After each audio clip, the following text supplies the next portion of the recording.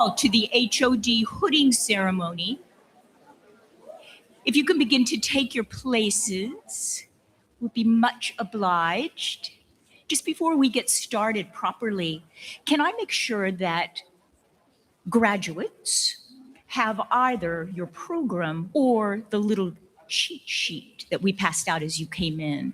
Put your hands up if anyone doesn't have a program or the sheet. Malcolm, do you have them? Do you mind?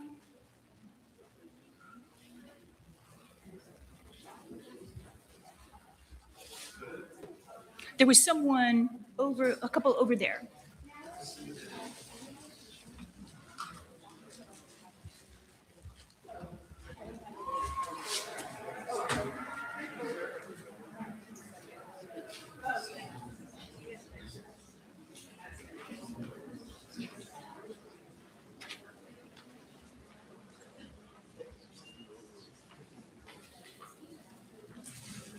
Your seat is waiting for you.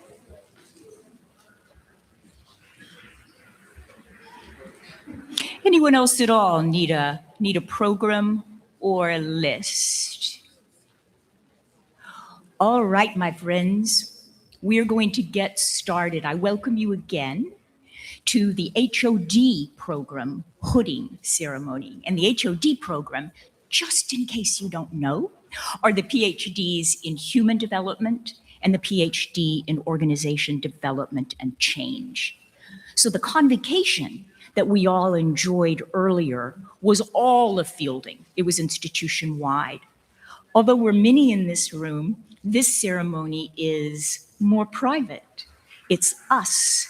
It's more informal. It is HOD-centric, a more intimate, and as you'll see, a more personal ceremony than the one that we enjoyed today. So here in this room, at this point, we are celebrating a completion, but also a transformation.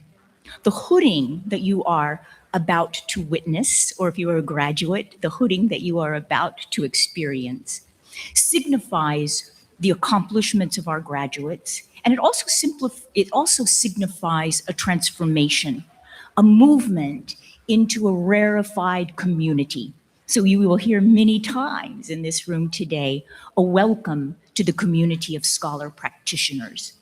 Not many are in this community. It's a very small and very select community of the world. And these are people who are committed to the creation of new knowledge and the use of new knowledge in some way to make the world a better place.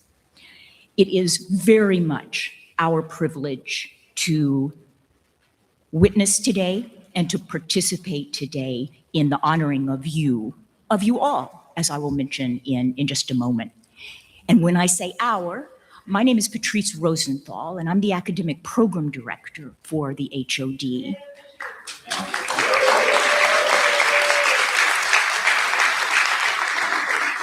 And it is my happy job to represent the HOD faculty who have been partners in co-learning in what has been produced here.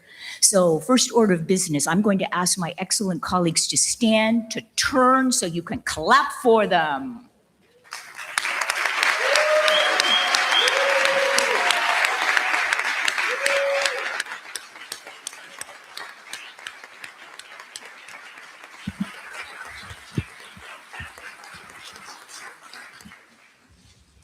Any graduate or any current student will know the truth of what I'm about to say. No one would be in this room with a robe on graduating without the guidance and the support of Catherine Moraga, our graduate student advisor.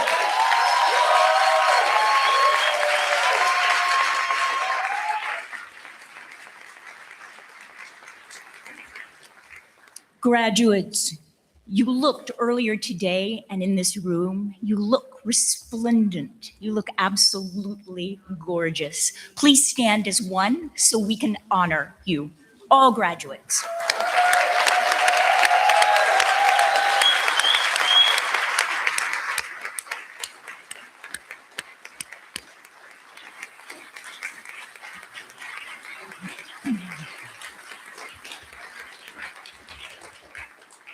But we are not done clapping yet. Family and friends, you were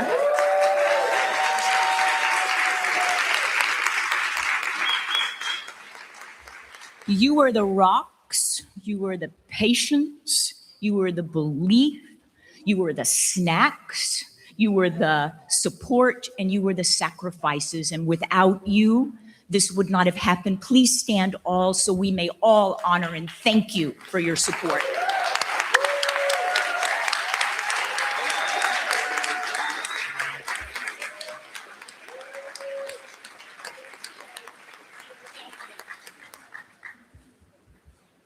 All right, here's how we are going to do this thing. And as I am explaining, I'm going to ask 5 of my graduate colleagues if they would, we'll figure it out, you find the best way.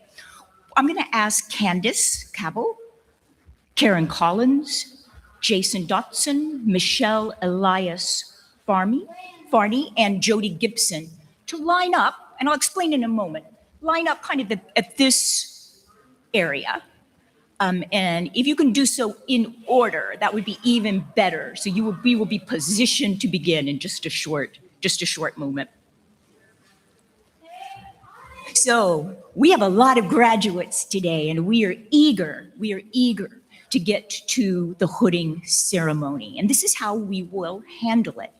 So graduates, you know your order either by looking at your program or by looking at the little sheet that we handed you when you walked in.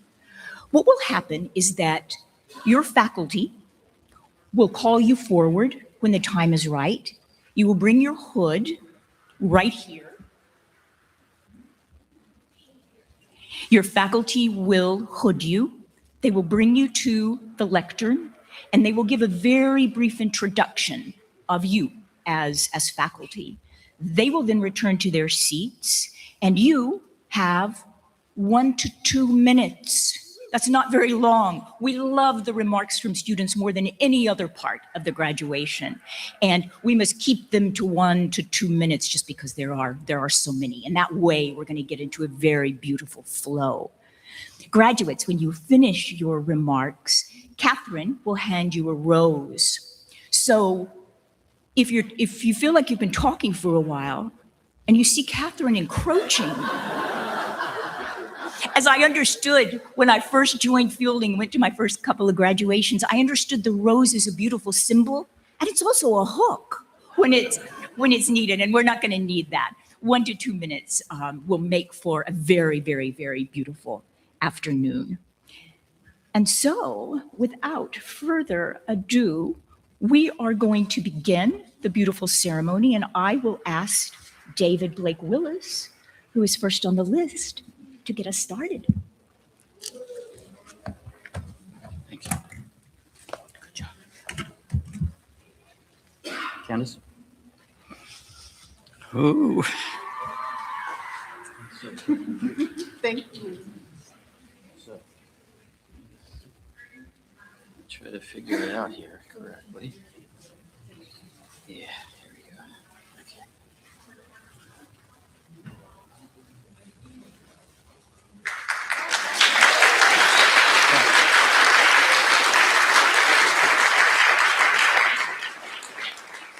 Candace's beautiful and important work titled "It Runs in the Family, a multi-generational exploration of Black American women and cultural trauma," was scholarship of a carefully investigated story that includes a new and visionary methodology for understanding women and their families, sister circles. Candace sought to unpack and understand systems of oppression and trauma that affect multiple generations of Black American women through her deep interviews of 14 women. Ladies and gentlemen, family, friends, and dear colleagues and community, please join me in welcoming to the Academy of Scholar Practitioners, Dr. Candace Cabell. Hello, everyone. Thank you so much. Today is more than a completion of a degree. It is the culmination of a journey marked by faith, perseverance, and sacrifice and purpose. I am deeply honored and grateful to stand before you as I receive this hood. To my family and friends, thank you for believing in me, encouraging me when the road was difficult, celebrating the victories, and reminding me to keep going when the finish line seemed so far away. I want to offer special gratitude to my dissertation chair and committee members, professors, mentors, and my fellow classmates and graduates. Thank you for challenging my thinking, sharpening my scholarship, and helping me to grow. And to the researcher and practitioner I aspire to be. To the remarkable Black American women who entrusted me with their stories, thank you. Your voices, your courage, and your willingness to share your lived experiences made this research possible. It has been a privilege to honor your narratives and contribute in some small way to a deeper understanding of the multi-generational impact of cultural trauma and the enduring strength of our communities. Finally, I thank God for carrying me through every obstacle and reminding me that purpose is often forged through perseverance. This hood represents more than academic achievement, it represents a responsibility to continue asking meaningful questions, to amplify voices that have too often gone unheard, and to use knowledge in service of healing, justice, and future generations. Thank you all for being a part of this journey and this unforgettable moment. I share this achievement with each of you. Thank you.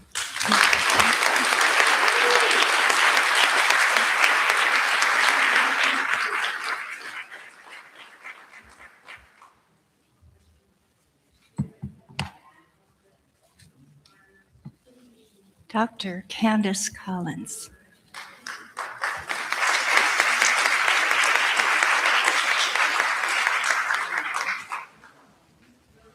I'm sorry, I misspoke, and I'm just so excited to do this. Karen Collins. Dr. Karen.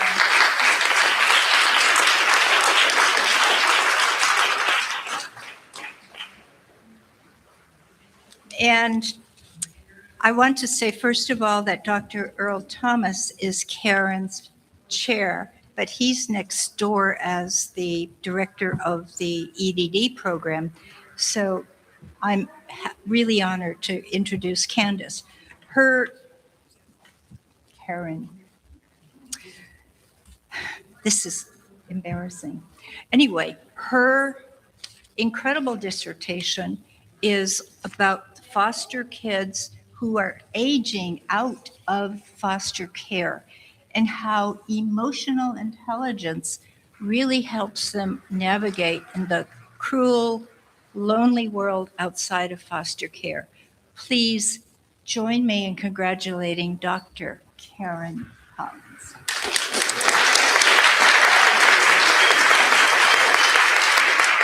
And she and I are going to be living about 10 miles apart in this fall, right? Yes. Yeah. Thank you very much, Dr. Dorothy. Actually, when I started fielding, Dr. Dorothy was my first mentor because I started in the IECD program. And then after 3 years spending in the IECD program, I transferred over to HD, which then I found my purpose. And today, as I stand with grateful heart, it's magical. And it's magical because I don't only receive this doctorate degree, but I'm also celebrating on this very day 35 years of wedding anniversary. And I give, yes. I'm just at awe of everything that I've accomplished. And I just wanted to thank God for the faith, my family who's supposed to be here, but they got stuck in, oh, there they are. Yes, thank God. Good. Yes, thank you. And my husband is behind there. My daughter, my grandkids, I'm so proud of them. I want to just thank them for their love, their support, my coworkers, my colleagues, my spiritual leaders. And I want to also extend my deepest gratitude to my dissertation chair, Dr. Earl Thomas, whose guidance and encouragement helped me reach this final journey. I am also grateful to my committee members, Dr. Laura Black, Dr. Dorothy Egger Gupta, my student reader, Lakeisha Bradley, my external, Dr. Andrea Zetlin, for their feedback. And I also wanted to thank my scholarly supporter, Dr. Keith Melville, Dr. Jenny Edwards, Dr. Valerie Betts, Dr. Leslie Panciano, Dr. Patrice. Patrice was my awesome doctoral competence professor. She's awesome. I also wanted to thank the fielding librarian. She was awesome, awesome. Abby Ray, she's awesome. In the middle of the night, I'm calling Abby and I would send Abby just a little word of something and she'd fly me back something that was perfect, for me to read, and I'm going through it. I also wanted to thank, I'm thanking everybody right now. This is like the Grammy Award. I also want to thank Fielding coach, the writing coach. She's awesome too. Oh my goodness. I accomplished this degree with awesomeness. And I thank Fielding for that awesomeness. And for everyone that I've come across, I've talked to on the phone, online, I just wanted to say, hello, this is Dr. Karen Collins.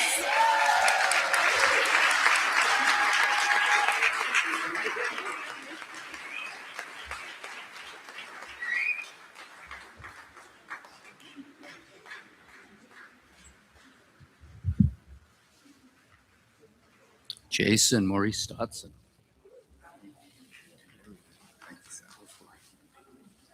Get this right here. Yes, sir. There we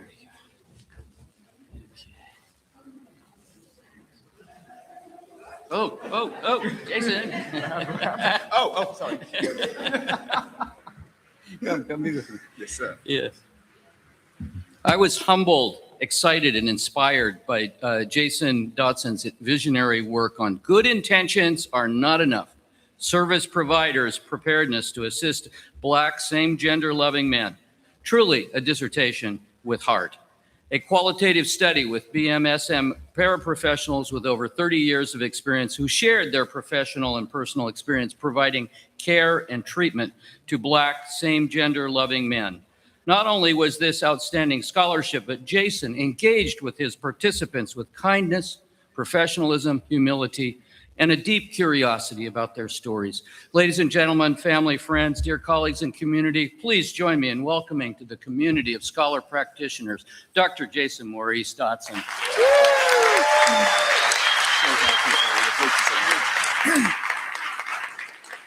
So I like to make sure I follow rules, and you guys been kind to me, so I'm gonna follow rules. Good afternoon, distinguished faculty, dissertation committee, fellow graduate students, family and friends. Today is more than a graduation, it is a testimony. I was once a homeless high school dropout. Today I stand before you as Dr. Jason M. Dotson.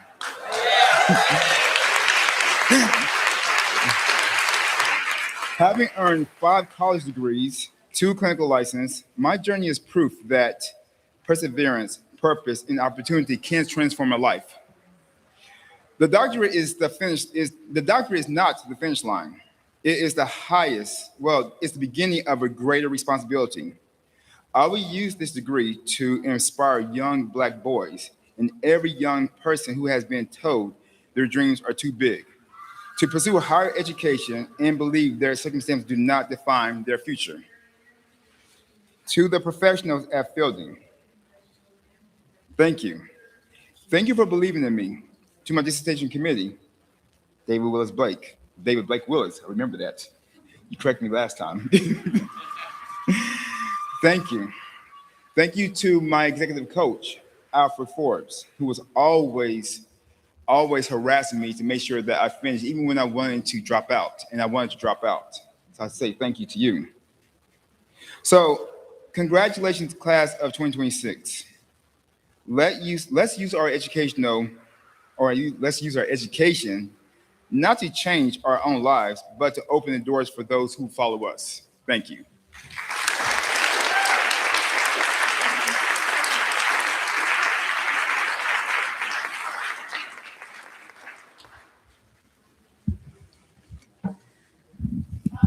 What a joyous day. What a joyous day. I'm so happy to welcome to the podium Michelle Ulias Farney. Did I get it? Yeah, Sort of. you got it. Sort of. In any case, her work shows creativity and compassion. She used somatics to help students in an emotionally disturbed classroom to self-regulate and through that have a positive learning experience. Congratulations, congratulations, Dr. Michelle. Oh, we gotta help you. We gotta put tissue up here. Where's the tissue?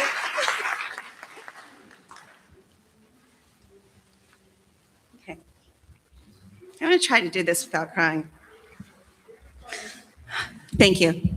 Okay, so this is for all those kids that just needed a little extra.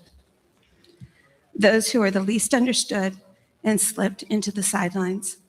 Those with emotional disabilities that nobody wanted to look at. I want to thank my committee, both past and present, Dr. Valerie, Dr. Annabelle, Dr. Jennifer, Dr. Allison, Dr. Astrid, and Dr. Carlos, and my friend, Dr. Connie. Also, I thank my kids. She's standing right there. Jessica, Carl, Heather, Jeff, Shannon, Ian, Bambi, and my grandkids, Cassandra, Moss, Annabelle, Heidi, and Daisy, for their patience when Mama Granny couldn't always be there for the last 8.5 years. To my spouse that put my needs first all the time, even through his illnesses. To the paradigm shifters, especially my Sunday buddy, Nicole, and Astrid, Kim, Reed, Carol, Shauna, Marty, Carl, and all those that were there when I was having a major meltdown or had a tech issue that I could not deal with. Many of them talked me off of the ledge. Yes, we do want to walk off the ledge. But anyway, thank you to that, and to my friends and colleagues who have listened to me throughout the years, but most importantly,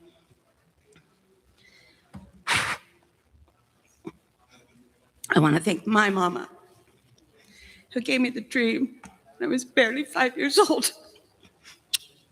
Thank you.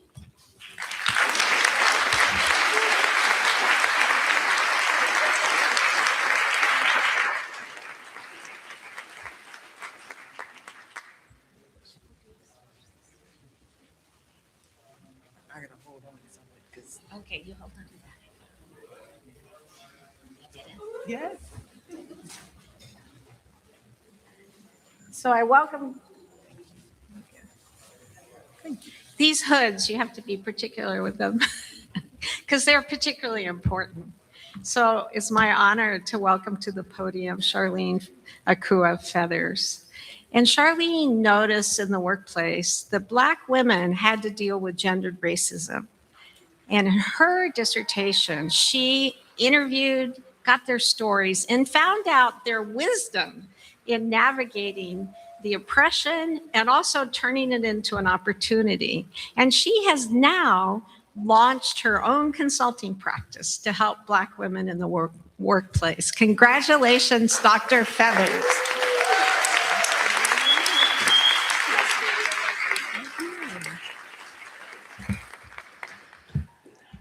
First, I want to say thank you, Dr. Annabelle, Dr. David, Dr. Earl, who's somewhere else, Dr. Lisa, and Dr. Zadana Slay, who was the external reader.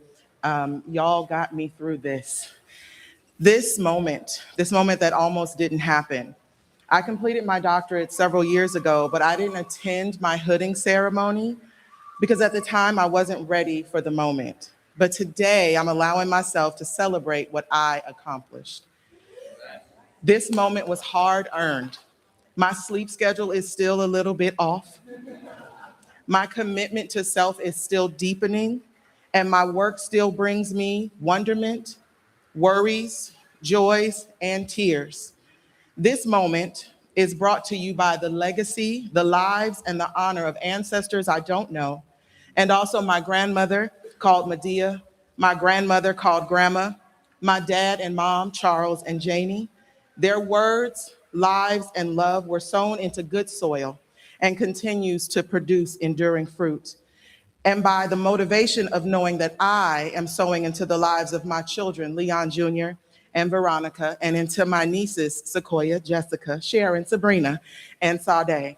which means this moment will live on. This moment, my moment, was fueled by my audacity to can, because yes, I can.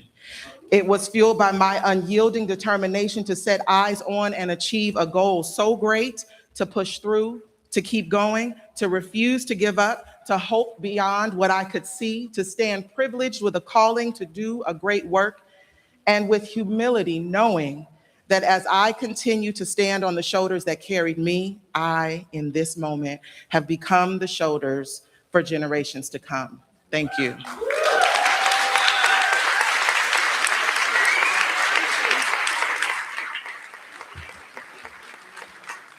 Jody Gibson.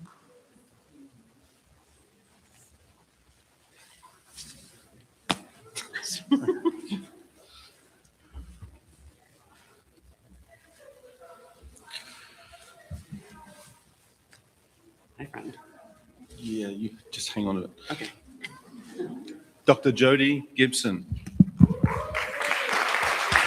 Right.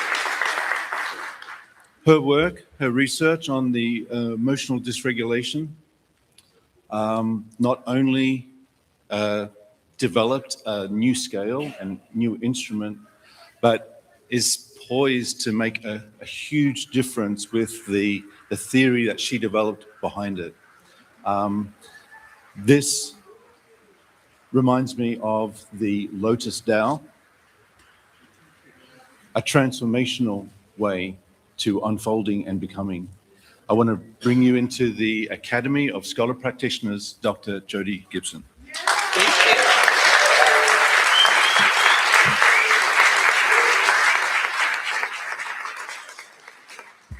Thank you, friend. I feel like this microphone's really short for tall people. Maybe I'll just hold it. Just pull it out. No. Thanks, friend. So I just wanted to take a moment and share with you, much like Jason that was just here, I'm also one of those crazy 1%ers. So from teen mom to PhD, I stand here today in a space I never thought I would come to. Coming from the kid that barely graduated from high school and then became a mom before she became a full-grown adult, I would just like to take a moment and first, I'm not gonna cry, I got this. I wanna take a moment first and foremost to thank my mom and dad for always being my unwavering support that has allowed me to chase these crazy dreams and to trailblaze the back roads like it was my full-time job. On that same note, I would also love to give mad appreciation to my two beautiful, incredible daughters for either participating in or witnessing my shenanigans along the way. They keep me going even when shit gets really hard. Sorry for cursing. I was gonna use a different word. And to every other person that's been on this journey with me, to my cohorts, to Malcolm, to everybody that has been part of Fielding and part of this journey, I couldn't do it with could not have done it without each and every one of you. I arrived here at Fielding frustrated and deeply committed to understanding the relationship between emotional development and mental health. And I leave deeply transformed, knowing that what I uncovered here is so much more than the answer.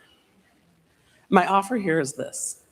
I invite each and every one of you to set aside time every morning to find your own inner light, and then spend the rest of your day finding someone to share that with. Because I think that's how we build community, and that's how we're gonna change the world. And I just wanted to share one thing. I think the best thing about life is it doesn't matter where you started. What matters is what you're willing to learn in order to heal. Thanks, guys.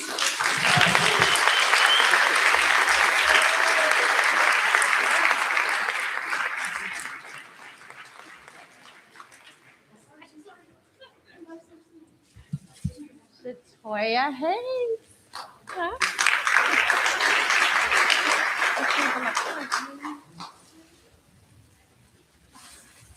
I think I did it the other way around, and there we go. I would love to introduce you to Dr. Latoya Hayes. Oh, sorry. I would love to introduce you to Dr. Latoya Hayes, whose powerful and groundbreaking research on racial microaggressions with Black medical students and the role of mentorship. Her work has been phenomenal, an outstanding scholar and mentor and role model for others. Welcome to the scholar practitioner community.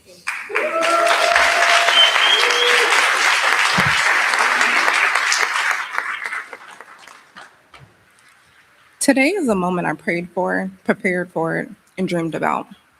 I thought I would stand here with the perfect words to reflect every accomplishment, every late night, and every sacrifice that brought me to this point. But as I stand here today, I don't think God wants me to talk about my accomplishments. I believe He's using this moment for someone in this room who needs to hear these words. During my final oral review, I was asked, what advice would you give someone who doesn't know where to start? My advice today is starting by loving yourself. Forgive every version of yourself that was mistreated, undervalued, overlooked, or unseen. The healing you give yourself will become the foundation for everything you build.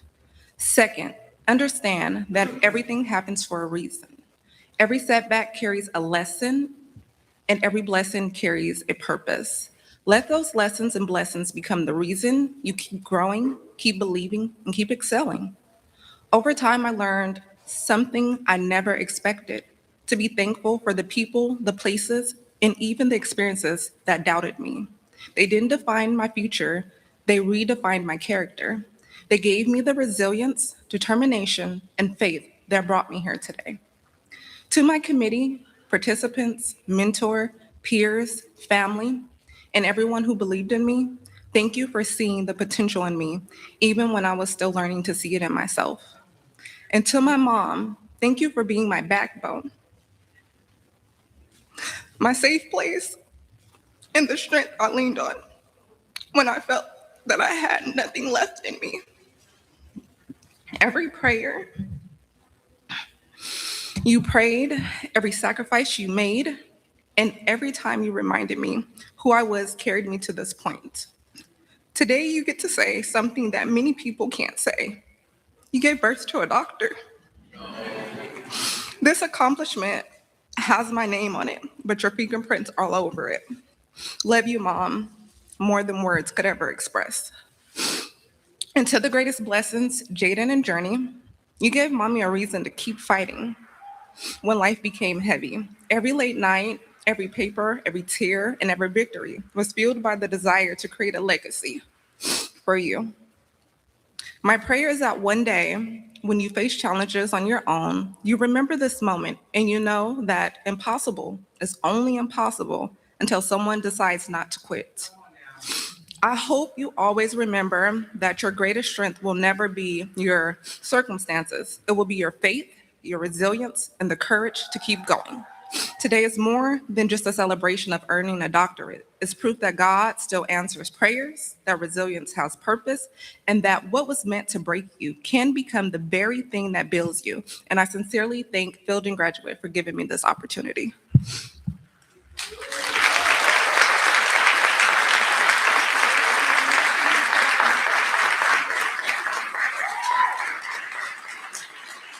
Audrey Harvey.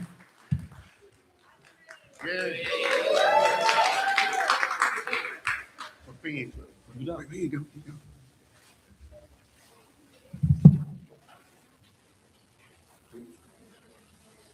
See there? Ah. Okay. He said he was going to tug it, but he didn't. So that's, thank you.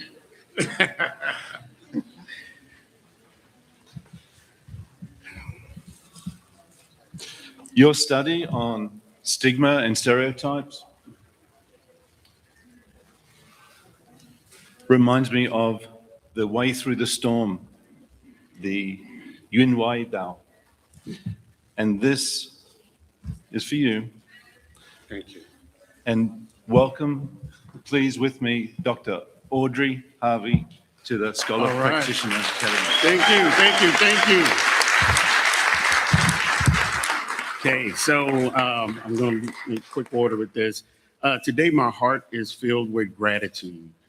First, to my wife, Florissa, thank you for being the greatest cheerleader, even though she heard me like too many times say that I think tomorrow is the best day to get this done.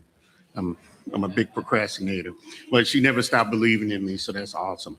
To my brothers, Ermin, Adrian, and my son Ken, thank you so much for your encouragement, your humor, and pride throughout this entire journey. Thank you so much. Walking down this path transformed me in ways that I never expected.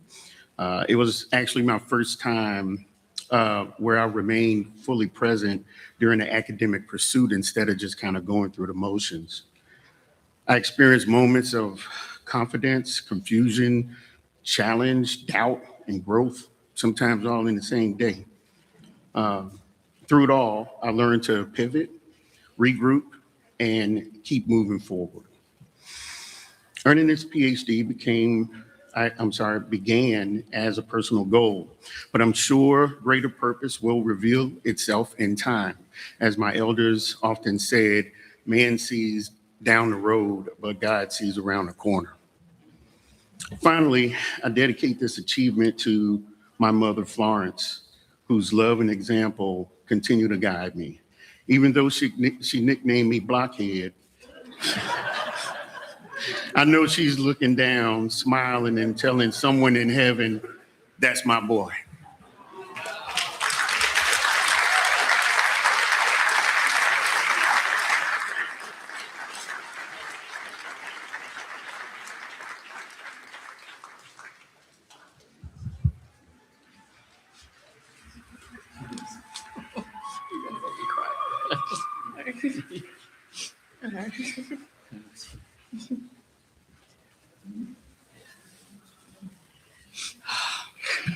You make me cry, Keely. I was humbled, excited, and inspired by Keely Mitchell's deep inquiry into her PhD, the title of which is Black Immigration as Embodied Healing and Reimagined Futures, Well-Being, Belonging, and the Blaxit Movement Among Contemporary Freedom Seekers. What a beautiful title. Keely spent a lot of time on that title, let me tell you. The study focused on African-American international migrants living in Ghana, Mexico, and Costa Rica. The analysis compares participants' perceived well-being prior to leaving the United States with their perceived well-being after relocating abroad. Findings highlight recurring themes related to physical safety, experiences of discrimination, dissatisfaction with the cultural and socio-political environment of the United States, adjustment to life abroad, and perceived post-migration improvement. Ladies and gentlemen, please join me in welcoming to the Academy of Scholar Practitioners, Dr. Keely Mitchell.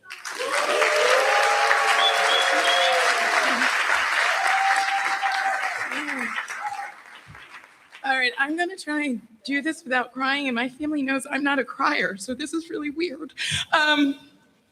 Completing the dissertation was one of the most challenging and transformative journeys in my life, and I wouldn't have done it at any other place in Fielding. It's a magical, wonderful place, but I wouldn't have been able to do it alone. So I wanted to give thanks to my dissertation committee, David, Fred, and Earl's in the other room, for your intellectual curiosity, your thoughtful critique, and your unwavering belief in the importance of my work. Thank you. Especially to my mentor, Dr. Blake Willis. I cannot imagine having a more supportive mentor. You challenged me, but you also let me know you were one of my biggest cheerleaders, so I thank you for that. To my friends and my classmates, my circle, my sounding boards, my lifelines, thank you for your laughter and late night check-ins and the accountability and the reminders that I was not alone. I want to give a special shout out to Ava. I know Danielle is in the other room, but you picked me up at many times, wiped away the tears when I was ready to quit, and reminded me that I'm not an imposter, which many of us felt many times.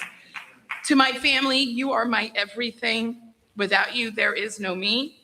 My beautiful mother is here, and her strength and unconditional love have been the foundation of my life. And I am deeply grateful for all you have done to make me get to this moment and to make this moment possible. Renelle, thank you for your patience when I was lost among the books, encouragement and steady presence. Your love has made this journey sustainable. To my kids, I have Zoe and Isaac here. You inspire me to be better, think better, and dream bolder. You are the reason I push forward. May you always know that your mother pursued her purpose with passion and that you can too. And I just want to give a quick dedication to my ancestors whose names I know and those whose names were taken, who endured the unimaginable and yet dreamed beyond the boundaries forced upon them. Okay. This is dedicated to the generations that could not have fathomed of leaving the United States. And now, generations later, we have a choice whether we stay or leave. And then last, I want to dedicate this to my father, whose love, wisdom, and presence continues to guide me beyond the veil. I carry with you in every step, every victory, every beat of my heart. May this dissertation honor your sacrifices and resilience and your belief that I could soar. Thank you, everyone.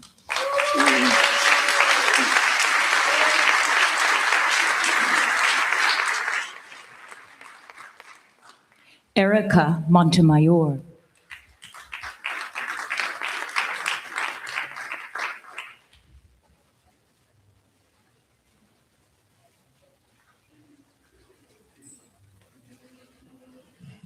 The splendid Erica Montemayor, through her research, systematized our understanding of how wilderness expeditions can transform the self-understanding of young people, the stories they tell themselves about who they are.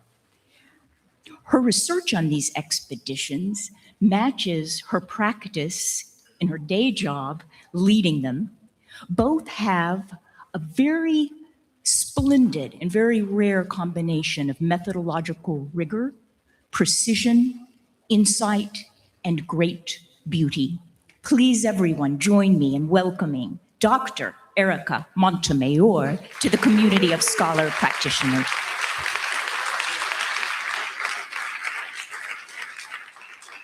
Thank you, Patrice, and thank you, Annabelle, for starting me on my journey as my mentor. The narrative identity is the story we tell ourselves about who we are. It has been a calling of mine to understand how experiences shape lives and the meaning we make from them. I've found a special interest in this process in the lives of young people as they navigate the transition into adulthood. Through this work, I've witnessed profound transformation, not only in the students that I've studied and had the privilege to teach, but in myself and my ongoing development of my own story. Our relationships play a significant role in the construction of our identity. Mine has been strengthened by the warm and discerning guides who have walked beside me through this metaphorical wilderness in this room. To Patrice, my chair and guiding light, and to Rich, Rosa, Meg, and Iris, thank you for your wisdom and belief in me. To my students at Outward Bound in the Wilderness and at Penn, who continue to teach me. To the wilderness, which provides the sharpest mirror into the self. And finally, to my partner, Drew, over here, who holds my hand through life with strength, grace, and unwavering love. Thank you all.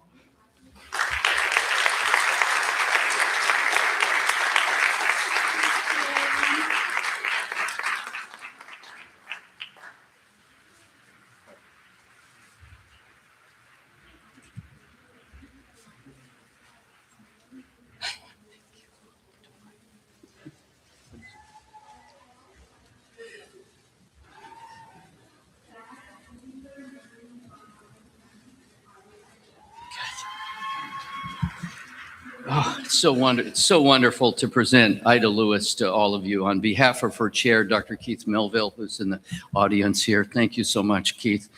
Her outstanding work was titled The Impact of U.S. Higher Education Degrees on the Self-Concept of Graduate Diasporic West African Women in Executive Leadership Roles. This was a qualitative doctoral dissertation that investigated how U.S. higher education shapes the self-concept and leadership development of those West African women in the diaspora. They are an underrepresented yet increasingly visible force in global leadership. Despite their growing presence, little is known about these women and how graduate level academic experiences in the United States fosters culturally grounded and transnational leadership identities and influences self-concept formation. Ladies and gentlemen, family, friends, and community members, colleagues, please join me in welcoming to the community of scholar practitioners, Dr. Ida Lewis.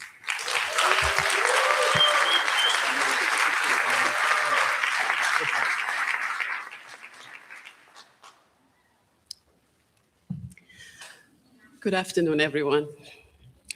First and foremost, I give thanks to God, whose grace, mercy, guidance have carried me through every season of this journey. Today, I stand before you with profound gratitude and joy.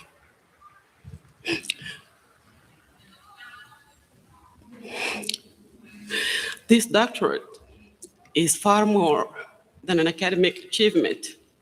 It is the harvest of seeds planted long ago by many hands.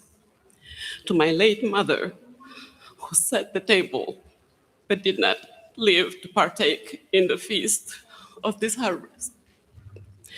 And to my father, whose words still echo across years, focus on your studies. Those simple words carried me far from Senegal, where I left behind family, community, culture, and language, and ventured into unfamiliar worlds filled with both promise and challenge. Fielding did not simply add a degree to my name. Through its unique format and rigor, it expanded my understanding of what is possible and challenged me to embrace the many identities I carry as a daughter, a wife, a mother, an immigrant, an educator, a scholar, a mediator, and a community leader. In Africa, we often hear the proverb, "It takes a village." Today, I would like to share the wisdom of the 16th century Senegalese philosopher, Kocc Barma Fall, Nit Nite Garabam. A person is another person's remedy. That wisdom has accompanied,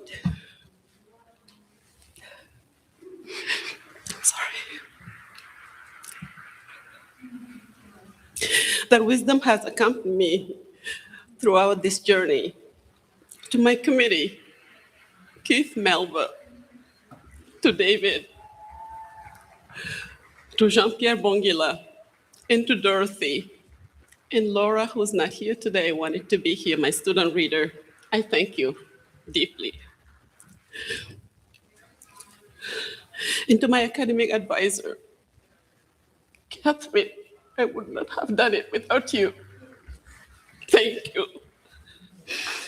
To Abby, to whom I could call anytime or email to get what I need, and I would get more and far more than I expected. To each of my siblings, to my husband, to my family, friends, colleagues, and communities across the 3 continents, and to my twin and best friend, Philomene, who is across the Sahara Desert, whose words of encouragement had carried me over these tough times. Your belief in me and for being my remedy throughout this journey, I thank you all. And to James and Michael, my anchor, my rock, and my greatest joy, thank you for walking this journey with me. Whether reminding me to take a rest, taking my computer away from my lap, or studying alongside at the table, you taught me that perseverance is never a solitary endeavor. I will always love you for that. Today, I received this hood and I celebrate a truth affirmed by both my research and my own life. Education has the power to reshape self-concept, strengthen leadership identity, inspire us to create pathways and possibilities for others. And as Kocc Barma, that philosopher, said, "So you will do gope," meaning if you don't sow, you will not reap. So today I stand in that harvest with gratitude. Jerejef, thank you to each one of you.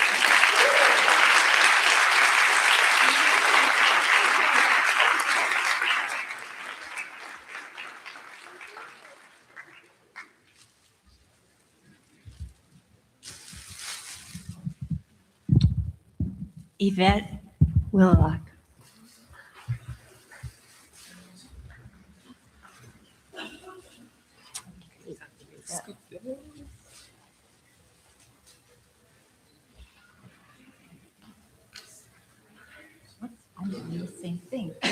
I am so nervous. I've done this a million, 100 times, over 100 times, but never as nervous as today. It's time for me to retire. And I am.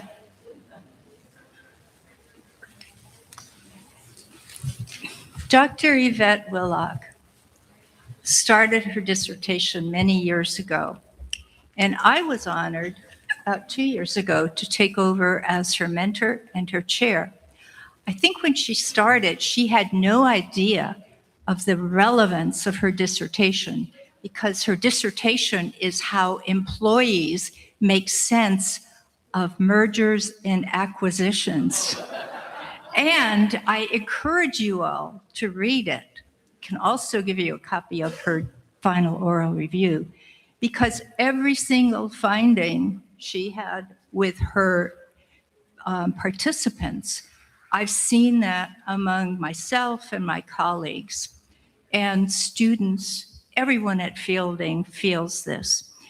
And most important lessons, I think, were to stay as resilient as this woman, and to also never forget that you have a voice and you must use your voice no matter what.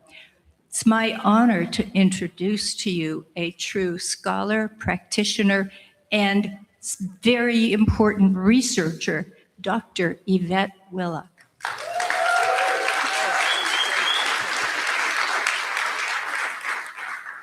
So I am known to wax on at work, so I'm going to do my best to stick to 2 minutes.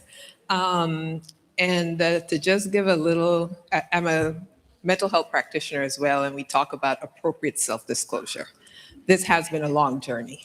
And I wasn't going to say the years, but hey, I'm just keeping it real. It has been 18 years. And yesterday, preparing to come up, excited to get going, and my back seized on me. And I'm experiencing a level of discomfort, not like yesterday, but I said I will be in Santa Barbara. And I will continue the journey. And as someone said, this is not the end. It's just the transition from one phase to another.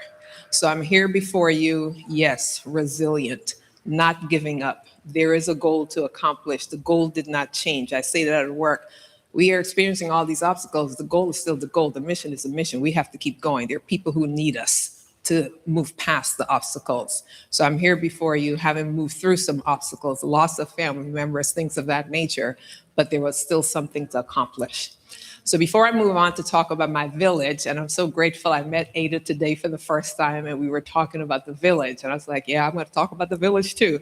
I must first start, and I'm grateful for Fielding being a welcoming place, that I can start and say that I must thank my Lord and Savior Jesus Christ, because I wouldn't be here without him.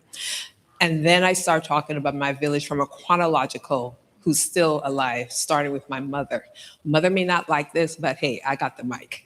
Mother is 88 years old, still with us, still healthy, and she has demonstrated perseverance and resilience, coming across the waters, dealing with obstacle after obstacle, bias after bias.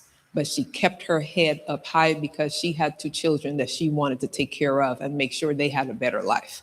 So I must start with her, and then moving through those that are still alive. My brother, my older brother, who's in the audience here, from my biological family. And then I have this family member who is older than my biological brother. Her name is Dr. Colette Street. She's part of Village too, and has walked with me through this entire journey. My younger brother, who's in Toronto, Canada, he may still be watching the Zoom. Dominic has been with me throughout my entire life. There have been times when we were separated by geography, but our connection never wavered. I have the elders who are still part of my village. They represent me with some jewelry on today and just in my DNA. My grandmother, my maternal grandmother, paternal grandmother, maternal grandfather, aunt, paternal aunt, some of them died while I was on this journey. And that the lessons that I learned from them, they stayed with me. And some of those lessons were, regardless of the obstacles, regardless of the challenges, there is still something to accomplish and continue on. So I will end with that. Catherine hasn't got up yet, But I'm gonna end with that. I'm so grateful for this 18-year journey, what I've learned along the way about myself, what I've learned about this community.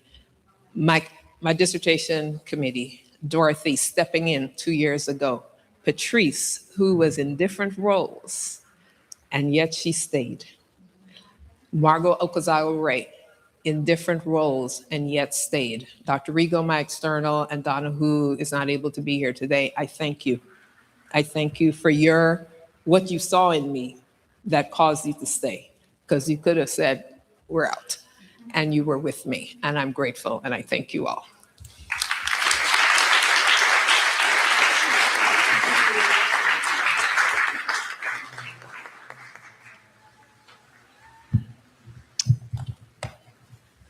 Okay, Desiree. We'll try this one more time.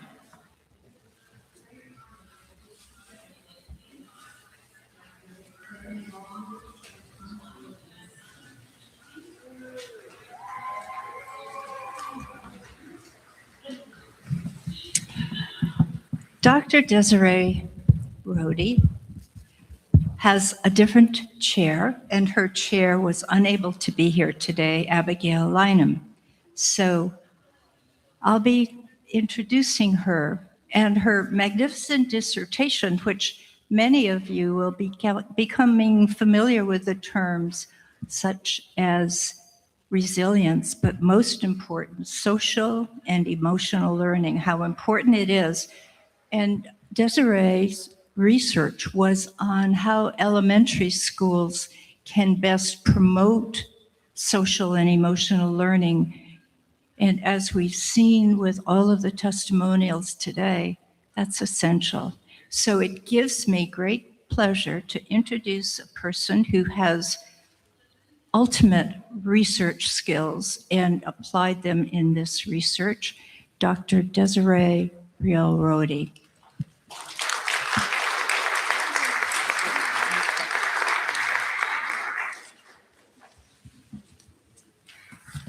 Thank you. When I began my PhD, I remember feeling the excitement and anticipation similar to that of discovering I was pregnant. There was possibility, there was hope, there was this incredible sense that I was about to embark on something that would fundamentally and positively change me. Of course, like most pregnancies, I had no idea what I was getting myself into. Not long after beginning the program, our family moved from LA back to Seattle. Then just as I was settling into coursework and finding my rhythm, the world shut down. COVID changed how we lived, how we learned, and how we connected. And then, just to make the metaphor literal, I became pregnant with our third child. 1 week before I finished my doctoral coursework, our daughter, Sally, was born. Apparently, one pregnancy wasn't enough. I decided to have two at the same time. The PhD pregnancy was much, much longer and much, much harder.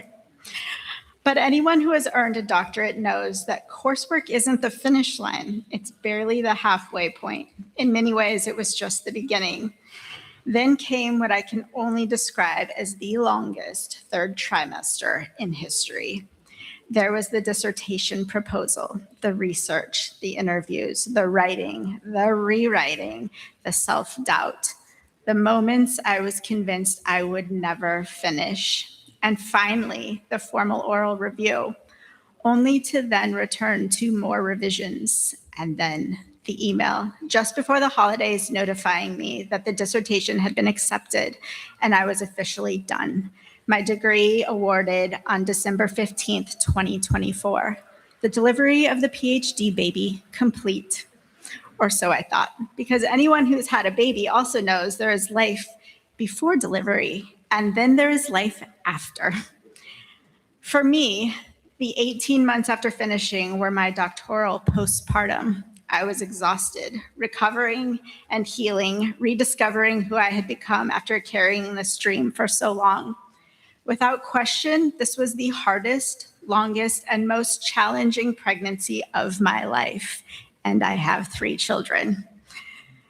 There were many moments, whoops, am I repeating myself now? No, okay. There were many moments When I wished I had earned the PhD before becoming a mother, I imagined it would have been easier, but there would not have been the PhD journey without my children. My children weren't an obstacle to my doctorate. They were in large part the reason for it. They shaped the question I asked. They inspired the research I pursued. They reminded me daily why understanding human growth, learning, leadership, and emotional development matters.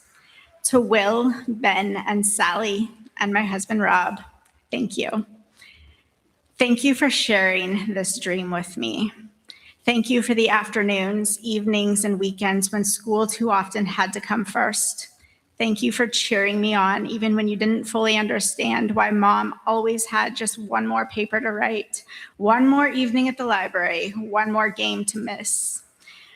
I hope what you remember isn't that I was busy, too busy. I hope you remember that you watched someone keep going. Because perhaps the greatest lesson this journey gave me wasn't the degree. It was the opportunity to model something for my children and for myself. That meaningful work takes time, that growth is rarely linear, that hard things are worth doing, and that we are the kind of family who can do hard things. Thank you to my student reader, Jeff Smith, for his humor along the way. Thank you to my external reader, Dr. Michael Strambler. Thank you to my committee, Abigail Lynham, who saw me through, to Frank Barrett, who challenged me and asked hard questions, and to Dorothy Agargupta, who welcomed me into the program and saved me at the end. I consider her my birth doula, cheering me on through the worst moments. Thank you. Thank you to my mom who sent my dad to come help me out, to my dad who came, to my Tia Gloria who came to help at some pinnacle moments. Thank you to my community. What hard things will we take on next?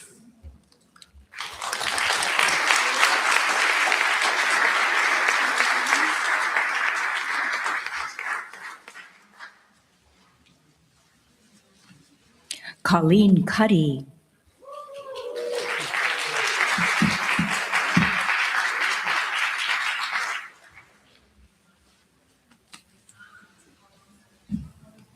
Colleen Cuddy, my esteemed colleague, is the incarnation of the scholar practitioner model espoused by Fielding. And that is true in so many ways.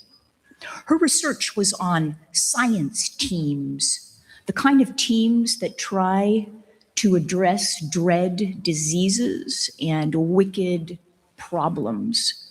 Her research sought to understand how those teams, which are characterized necessarily by a lot of different disciplines and perspectives, how do they find integration? How do they move to effectiveness? This is a question and understanding in which we all have a stake. And so please join me in welcoming Dr. Colleen Cuddy to the community of scholar practitioners of which she is an ideal.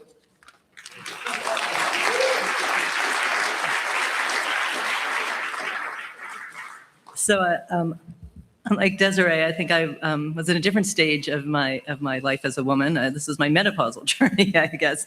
I started my PhD in 2019, and we were asked at the time to envision ourselves in the future and introduce ourselves as a doctor. And I walked up to the mic and I said, "I'm Dr. Colleen Cuddy, and I study how research is done, and I speak internationally on it." And I was really excited to get going.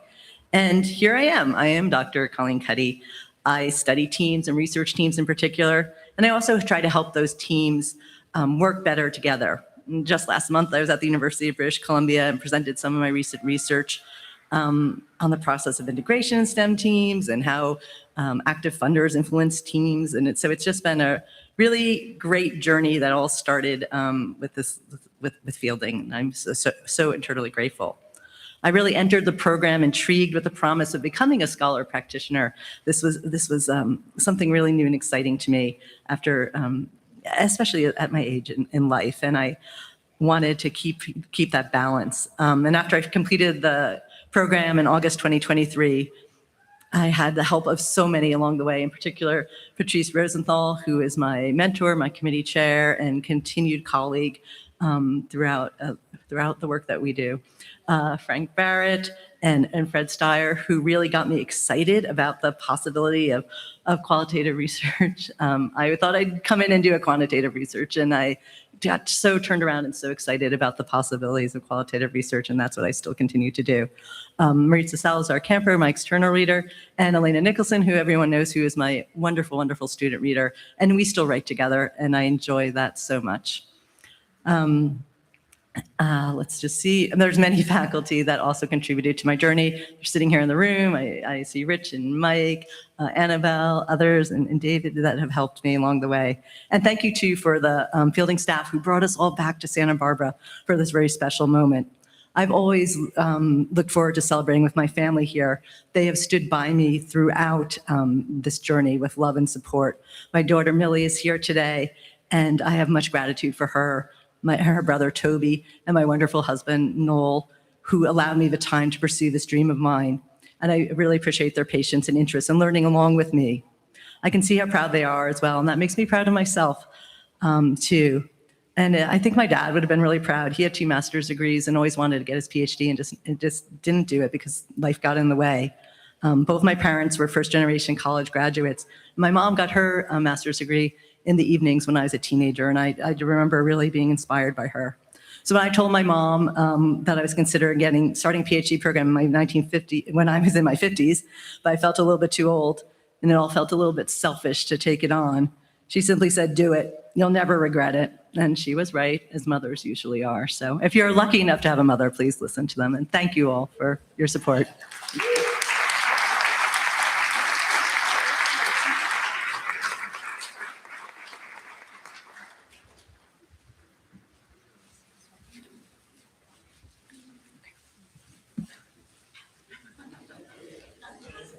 Hopefully I didn't get you. Sorry. Didn't mean to strangle her. Joanne Diaz. So first off, you have to check out her smile. She has the most brilliant smile of anyone I've ever known. But Joanne, the word I think about with Joanne is power and empowering.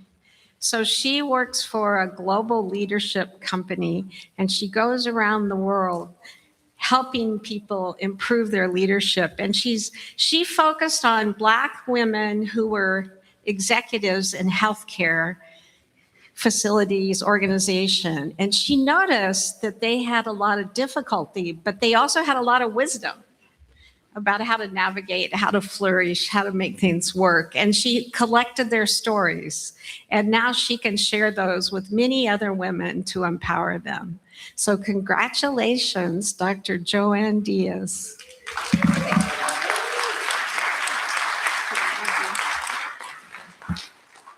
Hi, folks. Can you all hear me all right?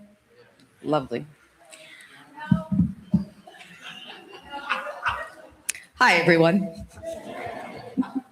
I'm Joanne Diaz. So I have 2 minutes up here, and I might spend some of it just standing in silence, just soaking in the moment. So bear with me. Well, you don't have to applaud that. So I wanted to say thank you to my chair, Annabelle, my committee, Jennifer, Allison, Marcia, and Keisha, who kindly forced me to be better with every interaction that I had with them. Thank you to my classmates, especially my little cohort who accepted me as their self-proclaimed token Asian. My community, Doug, Linda, Lisa, Michelle, Courtney, Desi, Laura, Addie, and Leah, who cheered me on at every step that I told them about. I actually didn't tell very many people I was getting a doctorate. This was something that was deeply personal to me, something I wanted to do for myself. And so for the people who were kind enough to support me along the way, thank you. And to Dr. Dennis John, thank you. This is only the beginning of the proofreading. Consider that a warning. Catherine. Catherine was the human being who, when I didn't know where to go or what to do, I would send her a note.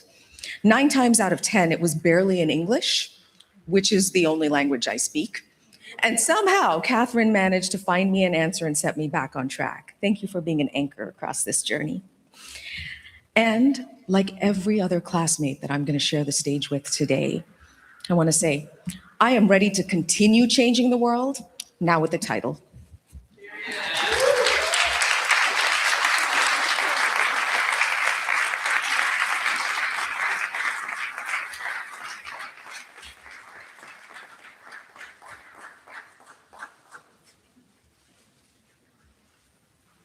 So we go, hug, first. Sounds like a great idea. Okay.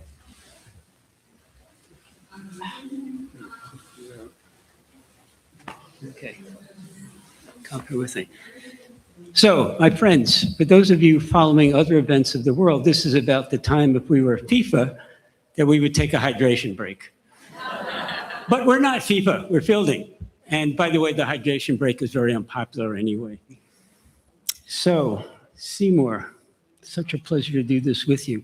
For those of you who ever in your lives followed paths of trying to figure out where you are in terms of following another person, another mission, another idea, the question of how you move from followership to leadership is precisely what Seymour investigated. In fact, his dissertation could actually be called Rising Up. So join me in welcoming Seymour Hersh, Dr. Seymour Hersh, and rising up to the community of scholar practitioners. Thank you, my friend. Much appreciated.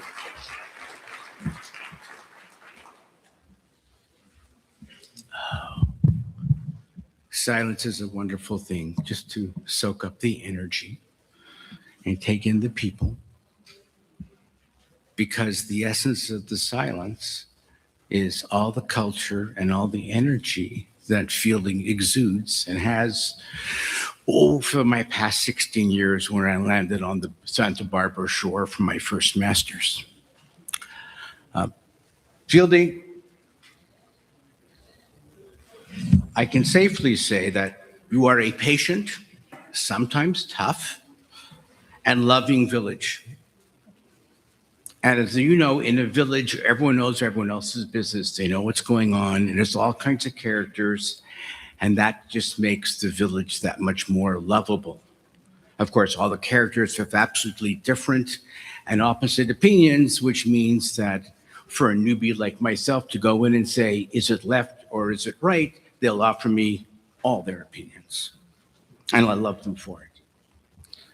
Because it's from those many opinions that I was able to grow. I was able to grow through the deep empathy, the deep listening, and a wonderful suite of social values that my village trained in me. So, okay, Fielding was my mother and father figure. We can say that. Don't allow the psych students to deal with that. But the beauty is that that was my way of growing. It's something totally different to be told you are now going to be a scholar practitioner. And I remember when Dorothy first used those terms, I said, what on earth is that? I mean, I've been doing consulting for a long time. I mean, what does that mean?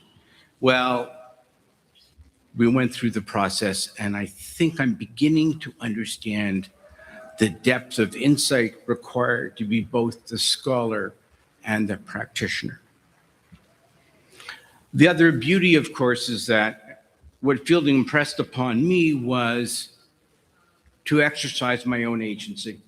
No matter who I spoke to, I learned from my professors, all of them. I learned from my fellow students through many tearful sessions, learning sessions. I was able to grow up. It was like, this is a whole new world. But that's where agency gets kindled. And that's what Fielding means to me. So although today is, well, flying back to Toronto tomorrow to no snow, which is great, but leaving fielding. I can safely say that to my village, I really cannot part. There is really no sorrow, as we are all connected, inspired, delighted, together in curiosity and sensitivity. I cannot part. You are in my veins. I drank the Kool-Aid a long time ago. So when I see any of you, and when I will see many of you, I hope, the next we share, I'll definitely give you a hug because that's who I am. And together, I hope we'll do as Phelan will want us to do, what we will want us to do, which is take the reins, rise up, and heal the world. Thank you all.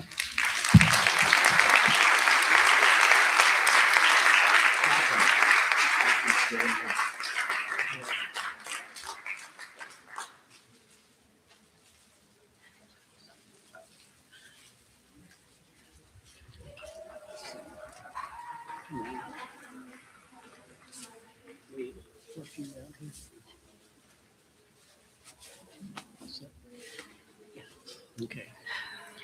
So, my friends, we are a school of human and organizational systems, right?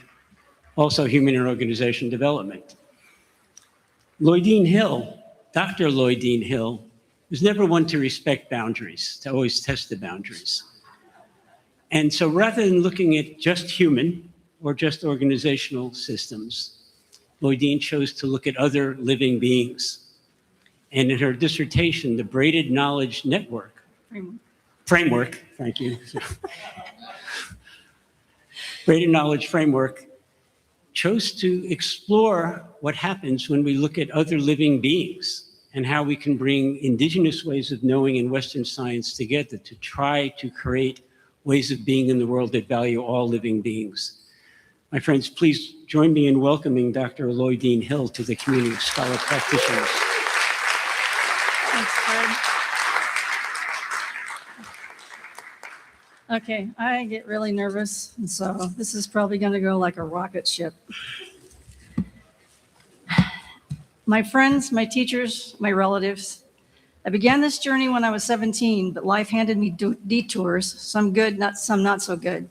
But I kept coming back until I finally made it here. The first of my family to be given a chance to make this journey. My family's native heritage was hidden by my ancestors during the 1800s as a matter of survival, but the truth was never lost. I honor my great-grandmother who held the ancestral knowledge and passed it down to my father who ran away at 15 to find her and know the truth. To my husband, Tom, who believed in this journey before I did and walked every mile with me, I say thank you. To Rich, 4 hours, Michelle, Fred, thank you for sticking with me to the end. To my dear friends and sisters, Gail Wilson, Romaine Castro, Michelle Elias Farney, Deb Bucci, who stood beside me from a distance, but you stood beside me through it all. Thank you. And to Dr. Gail Janine Woodside, I wear this eagle feather as a sacred symbol of honor, kinship, and responsibility. With the receipt of your gift, I am honored to be accepted as your sister and included in our ancestral ways. Although none of my family had the academic chances that I did, they always valued education. And though they've all walked on, brothers and parents, I carry every one of them with me today as I stand before you. Across many nations, Native leaders, scholars, and scientists have carried this knowledge into the open so those who came after could carry it forward. Because of them, my entire life, I have asked this question: how do we honor the ancestral ways of knowing and those of the Western world without asking either one to disappear? And the Braided Knowledges Framework became my answer. To the Native scholars and the ancestors, I say thank you. And although I have seen 67 winners, stay tuned because I'm just getting started, and watch for the Braided Knowledges Institute. Thank you.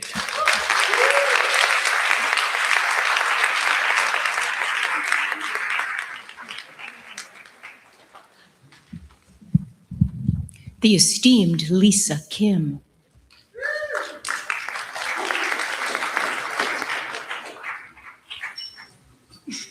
Whoops. Oh. Sorry. So sorry. Lisa Kim explored a pressing question, something that really drew her curiosity in her observations of work and the world. And it's a pressing question for all of us. When work is remote, what are the challenges and what are the solutions to building engaged and inclusive work teams? Through her skillful research, she has answers to those questions, and those answers have important implications for the way that we all live and work now. Please join me, please help me welcome Lisa Kim to the community of scholar practitioners.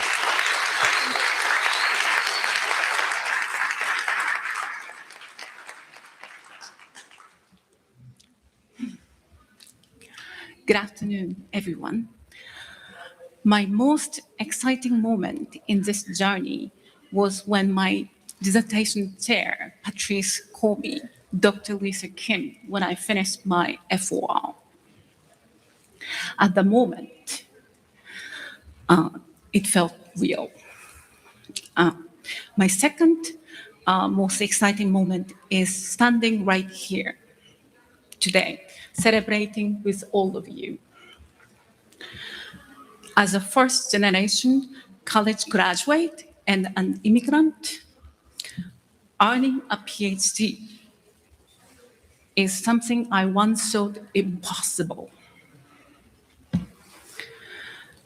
The achievement reflects not only my perseverance, but also the encouragement of my family, my partner, mentors, friends, and dissertation chair committee. I'm deeply grateful for all the support. My research focuses on helping leaders build engaged and inclusive remote teams. And I hope it contributes to creating workplaces where everyone can thrive. Congratulations to the class of 2026. May we continue to learn and lead and make a positive difference. Thank you.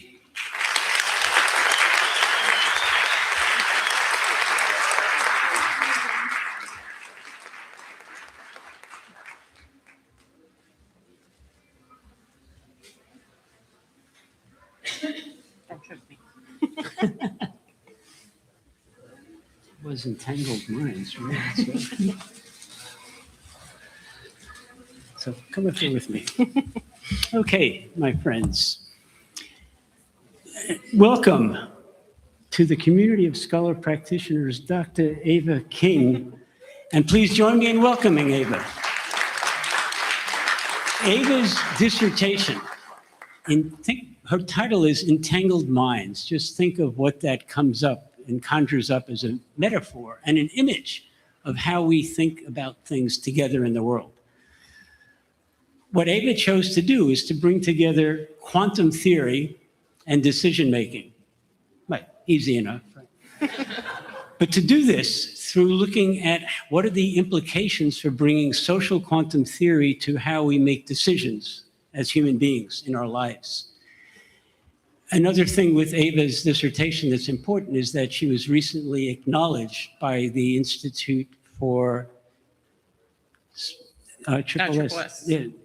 Social System Sciences. Sorry, I should know that. Anyway, the best paper of the year. So congratulations, Ava. It's been a pleasure working with you. Thank you, Fred. Wow, so this has been a long journey throughout my life. I've wanted this since I was 5 years old. And the best part about it is I did a dissertation worthy of what I wanted to do.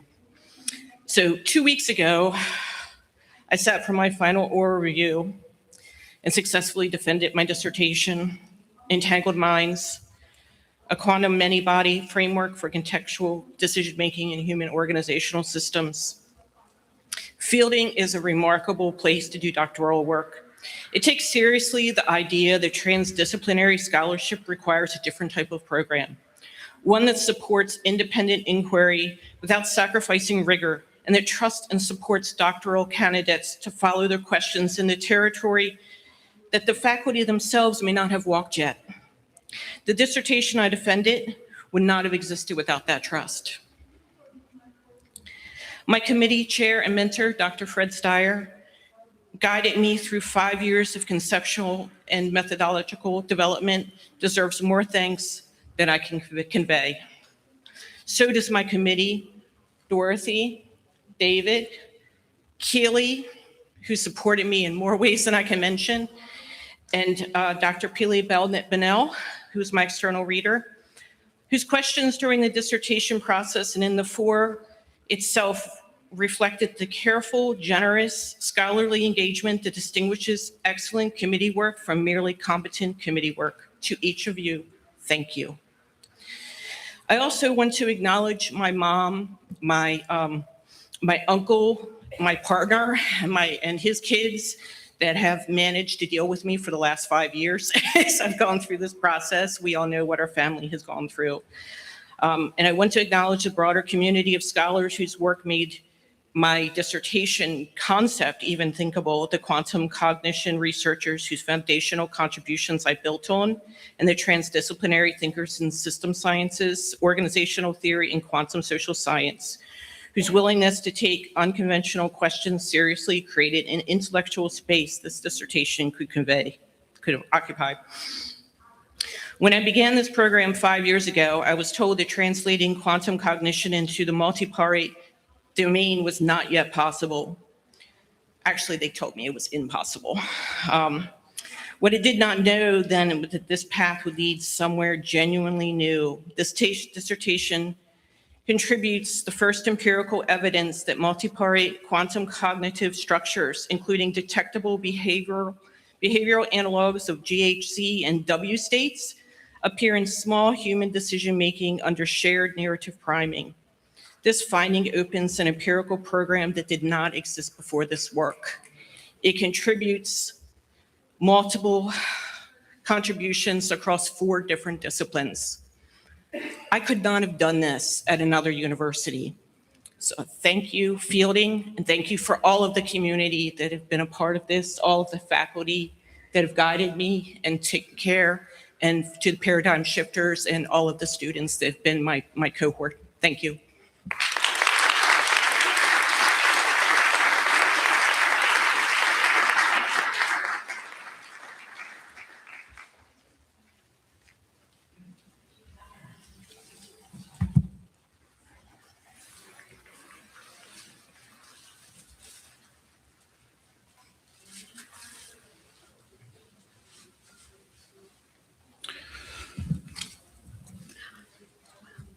Dr. Sarah Kith, your work in inclusive leadership, power, ethics, and conflict beautifully reflects the human way, the selfless, humble way. Present you this and welcome you to the Scholar Practitioner Academy.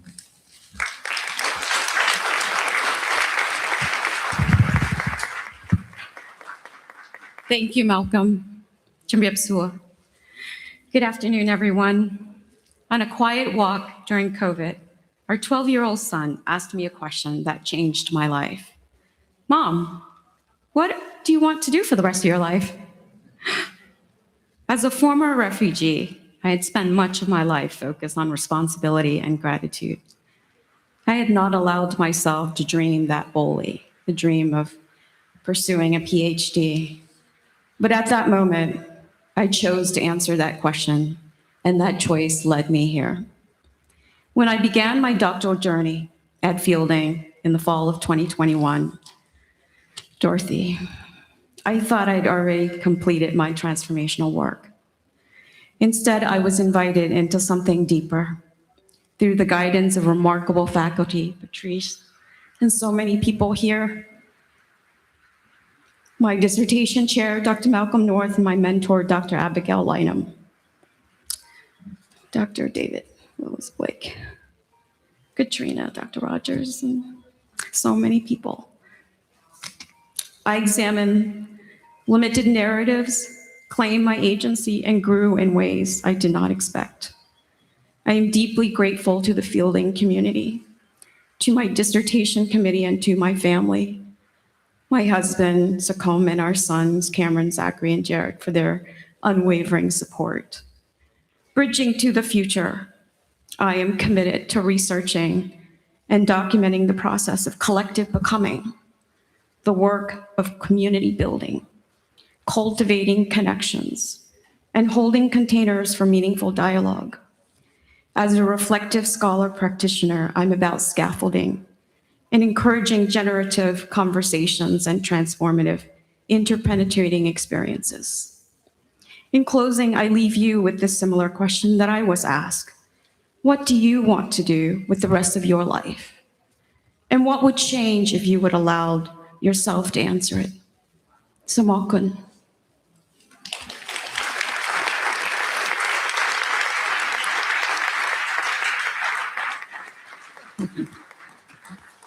Don't forget your own.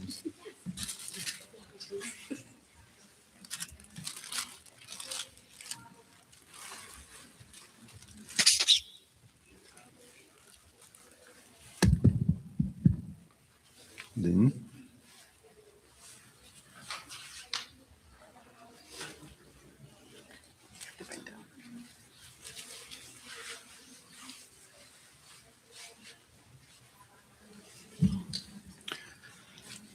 Lynn, on behalf of your chair, Laura Black, and your work, Leaders' Reflective Practices, a phenomenological study,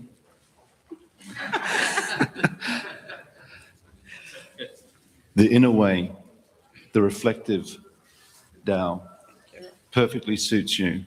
Please welcome to the Scholar Practitioner Academy, Dr. Lynn Ketumetsi Letsala.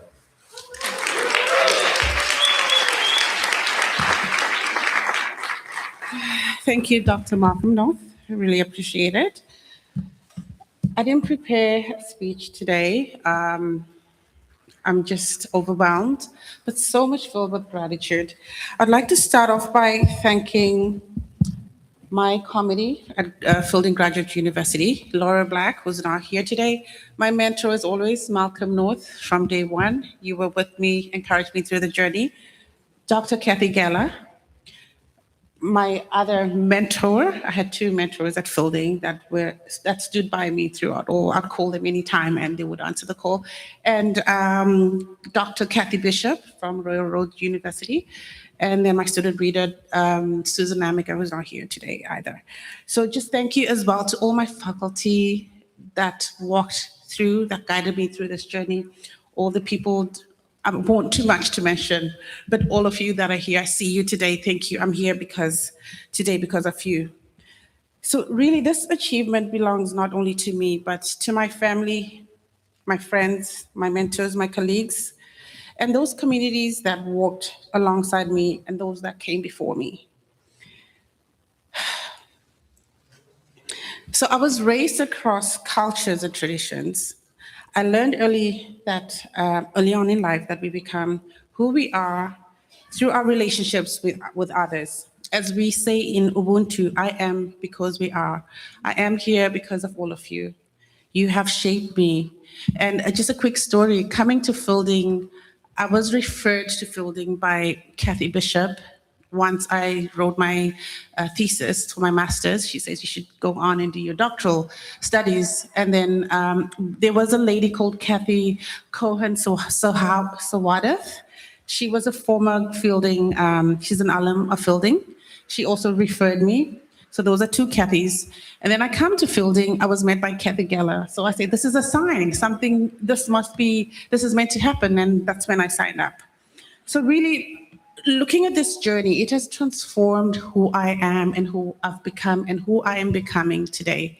So today I stand here really in awe and gratitude because throughout this journey, I've traveled to places, conferences. Before I came as a doctoral student, I just felt I never had those opportunities. But now I am sought after.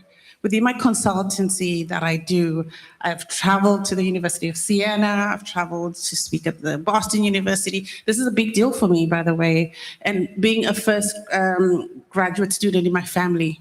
I also want to thank my dear husband who's here today, Giulio, and thank him for forcing me to and enrolling me in Italian school while I was writing my dissertation. It's very tough and very tough, but I did it and I'm still learning. So today I speak about 8 languages, which I've added on Italian now, which I'm really, truly grateful. Thank you to my children, Carlisle and Victoria. I hope they they couldn't make it here today, but thank you to all of you and all my colleagues that stood alongside me. We got this, we're here. I'm really grateful. Thank you.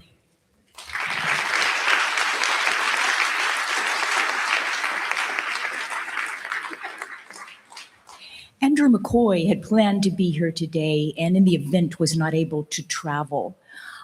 We sent him best wishes. We sent him congratulations. If you watch later, Andrew, you were here. You were here.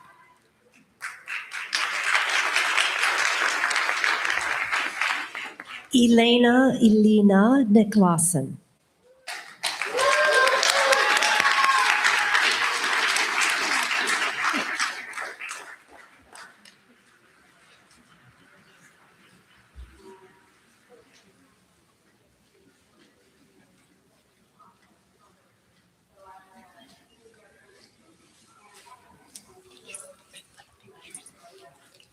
Elena inhabits many roles. First, a daughter, a granddaughter. She comes from a long line of strong women, going back many generations. She's also a mother, a wife, a strong woman, and an excellent leader. And I'm most proud to call her friend. And today, I can call her Dr. Elena Niklasen. Please welcome her into the Scholar Practitioner Academy. Since so many of you know Elena in so many roles, as you know, she's also our vice president at Fielding. I'm going to just take an extra moment to say that one of the things that makes her particular dissertation important for all of us is the way that she acknowledges that we all hold the world in our hands, and we all hold the world and can take action to make things better. And what she looked at specifically was sustainability. And although she changed topics a few times, that does happen occasionally, she grasped a hold of this notion that sustainability could be something that all of us could live into. And yet she focused particularly on women's narratives, women who were building sustainability businesses. Sustainable businesses. And her title says it all, Her Earth, Her Voice. And thank you, Dr. Niklasen, for giving so many women voice.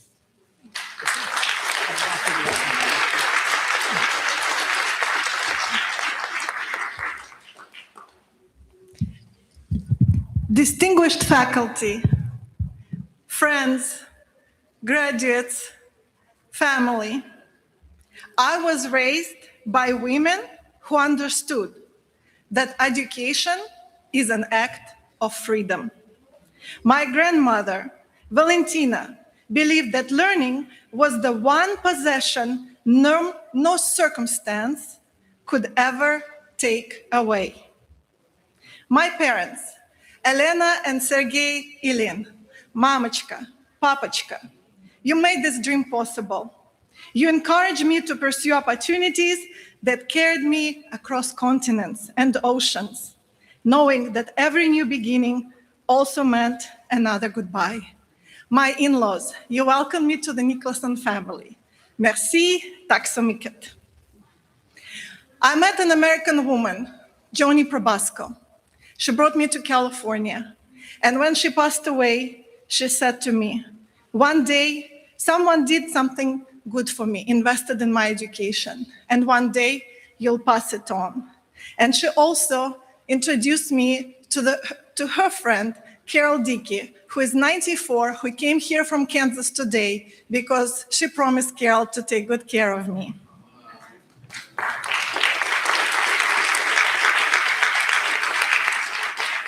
When I came to America on the first airplane I ever took in my life, I ended up in Chicago, and I was greeted by June and Steve Chapman and their beautiful son, Colby, who is also very talented. And they were my amazing American host family.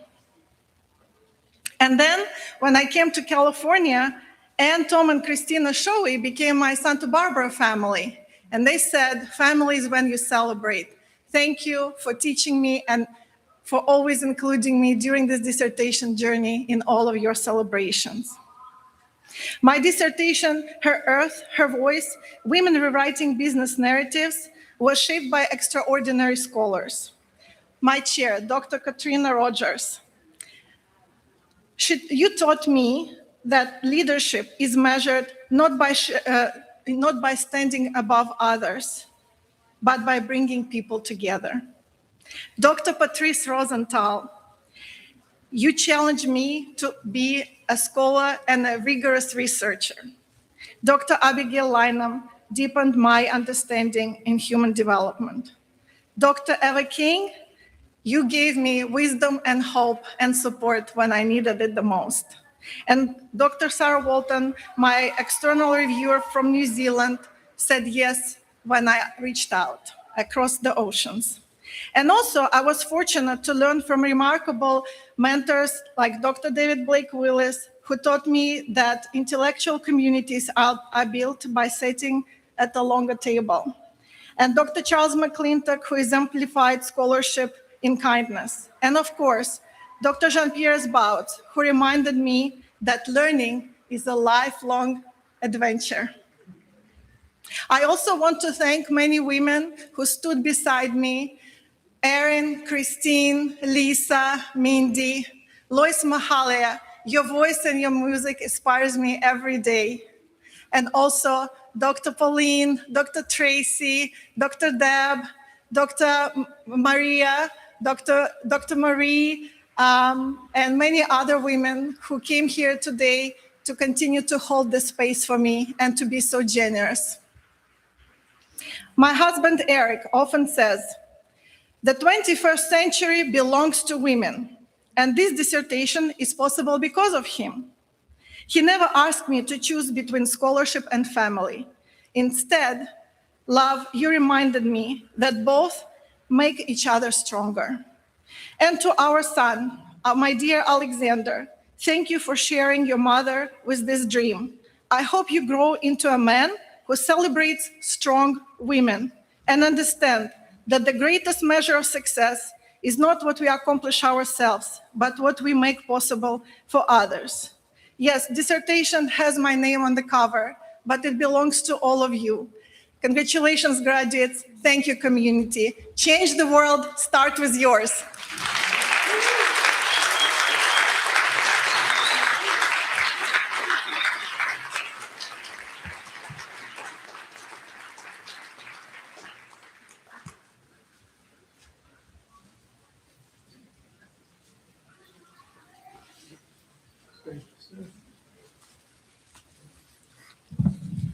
Dean, on behalf of your chair, Laura Black, and your work, The Embodied Experiences of Trauma, Power, Moral Complexity, I give you Mudao. This is the powerful path of healing and strengthening. Please welcome to the community of scholar practitioners, Dr. Dean Robson.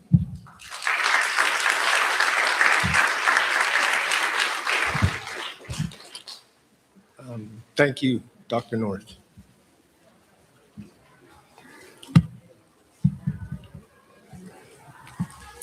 This work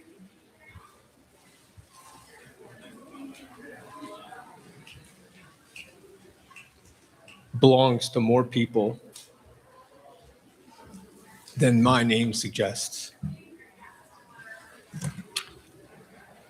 To my chair, Dr. Laura Black, who is absent, To my committee, Dr. Jennifer Bacon, Dr. Malcolm North, your rigor made this rigorous. To Dr. Valerie Bentz and Dr. James Marlett, who gave this study its intellectual ground before I had a chance to discover my research question.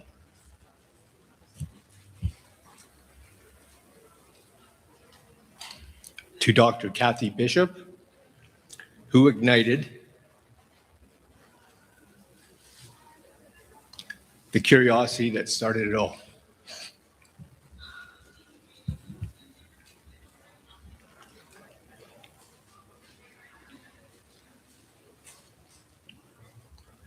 To my sister, Dr. Lynn Letzella,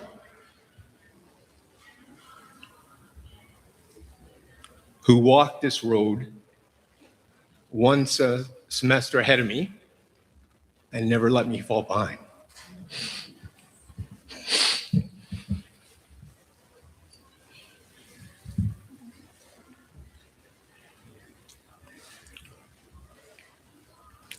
To Susanna, my love, my children, Cheyenne and Nolan,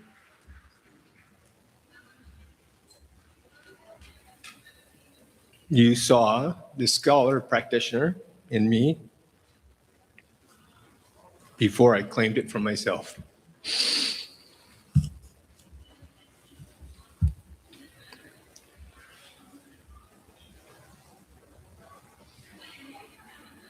"26 years in the fire service.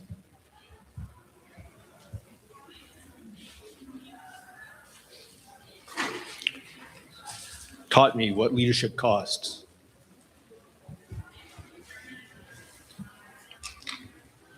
And this doctorate gave me the language to name it.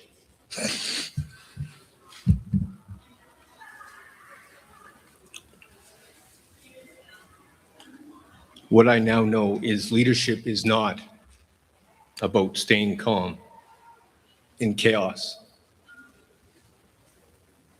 It is about what happens in your body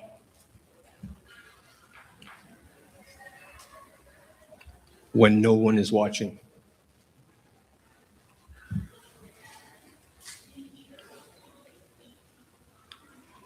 And whether the people who depend on you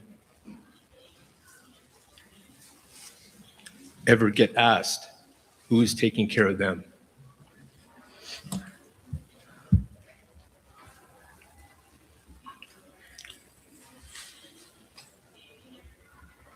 That question's where I go next. Congratulations, class of 26.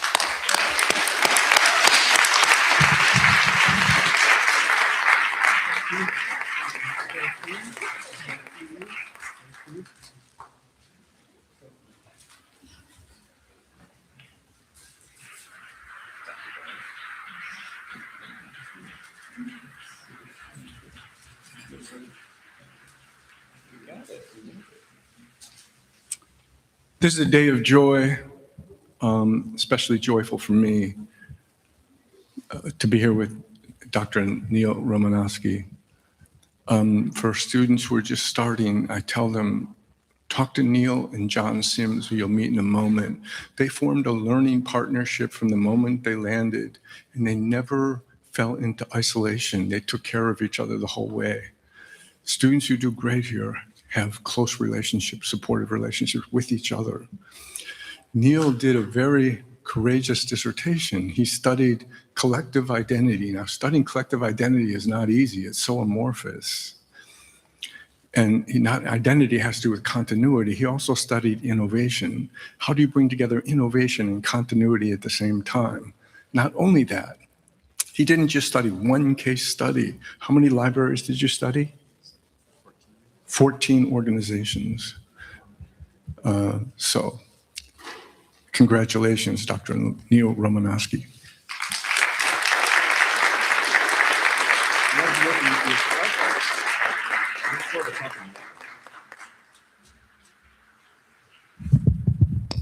Whoops. Well, I got a doctorate, but I broke the mic. Hold on, wait. There we go. Thank you, Frank. Good afternoon, everybody. So as a first-generation college student for whom getting a bachelor's degree at times seemed pretty impossible, getting a doctorate had never been a goal for me. But rather, it emerged from years of professional and personal decisions, a natural kind of restless curiosity that I've been blessed/cursed with, and a desire to weave research and professional practice together in my career in and leading academic libraries. So doing this degree in the time of life that I did it and at Fielding was one of the few things I've done in life that really felt unquestionably right. And that's, I think it's the people, it's the approach that Fielding takes. It's the creative nature of dissertation research itself, something that I never thought myself capable of. And I'm so grateful to have experienced all of that and to have done it. Through my time at Fielding, I learned to ask better questions, to think systemically, to understand the importance and possibility of research and practice as service. And the more one learns, the more you understand how little you actually know. And that's a really beautiful thing, and I remind myself of that every day. So I'll just close by extending boundless thanks to the Fielding faculty and staff along the journey, especially Frank Barrett, the chair of my committee, Keith Melville and Fred Steyer, my other Fielding faculty committee members, and good friends who walked the journey with me, especially my academic brother, Dr. John Sim. To Terry Kirchner, another graduate of Fielding, who ushered me both into my career in libraries and first told me about Fielding itself. And so I'm really thankful to him.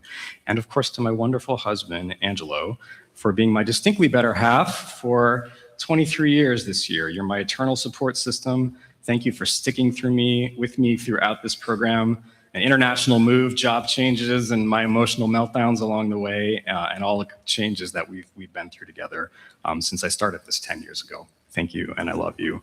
Congratulations, everybody.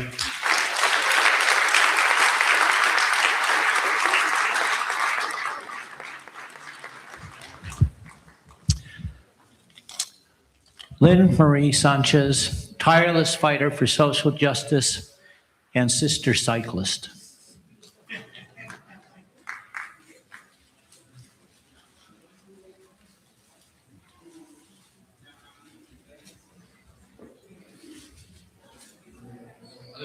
Other way.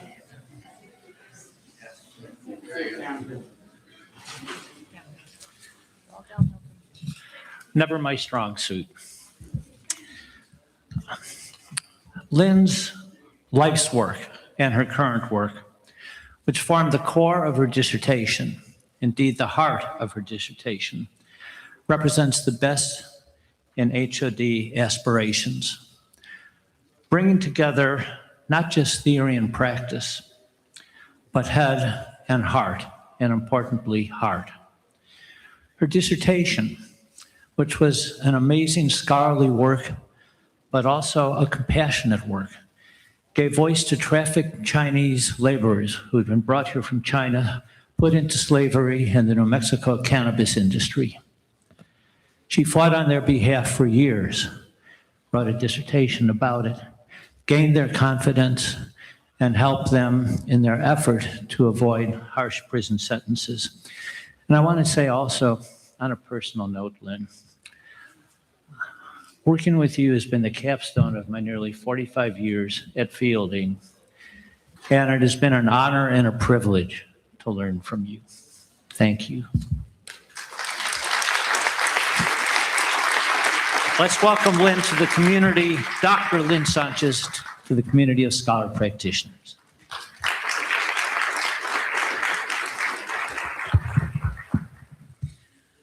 Good afternoon, everyone. I'm grateful to be standing here today. This was not a solo journey, and so I owe a heartfelt thank you to the entire Fielding community. every single person I've interacted with in this community. I don't think I'd be here without Catherine's constant patience and helpfulness all hours of the day and night.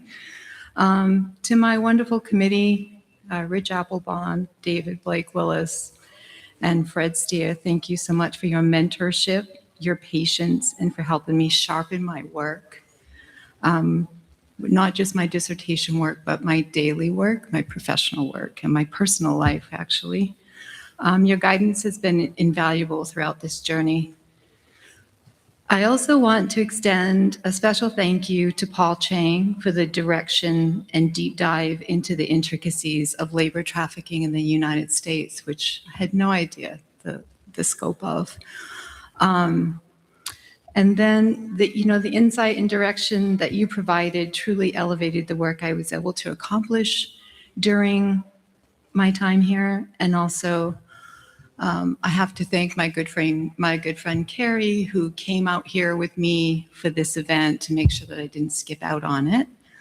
And I just really appreciate all the support I've had along the way. It means a lot to me, more than anyone would know. I'm incredibly proud to share this moment with all of you here in this room, and I'm deeply grateful to be here today. Thank you so much.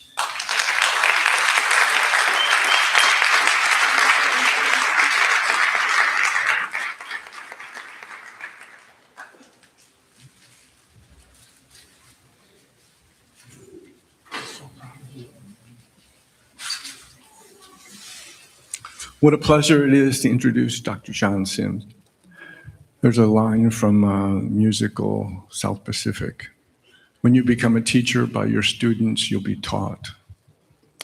That's clearly the relationship I had with John and with Neil, his learning partner. Can you imagine trying to study something that doesn't exist yet? That's what he did. He studied people's image of the future. How does future imagining create a flourishing present? It was an extremely creative dissertation. I highly recommend it. Welcome, Dr. John Sims.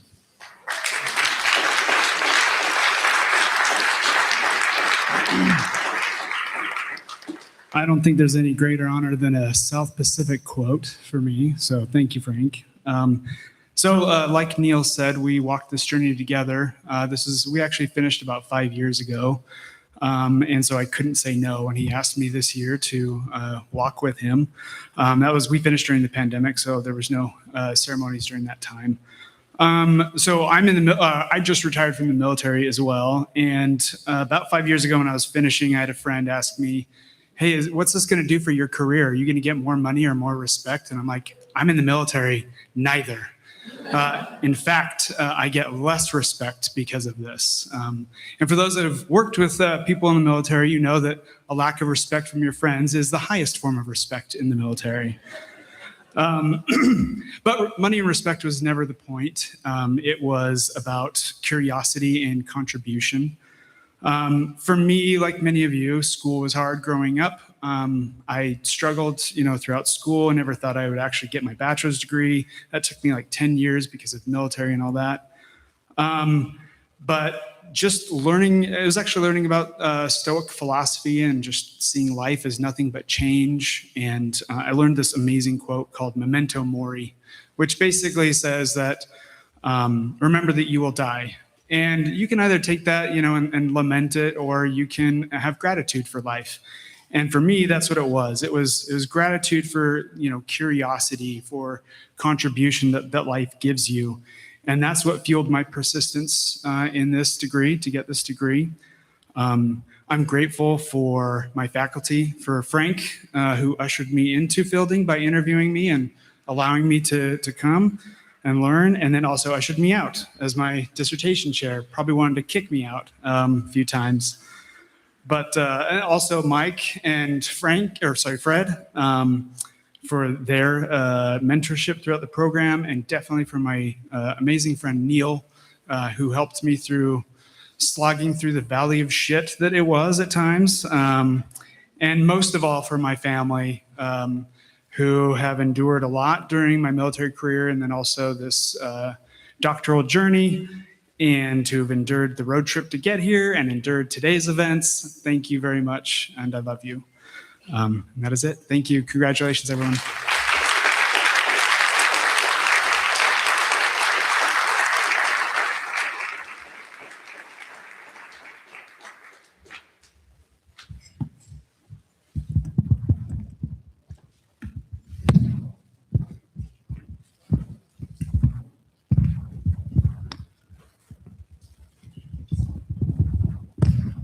Together we'll get this mic working again. Dr. Maria Sinanis.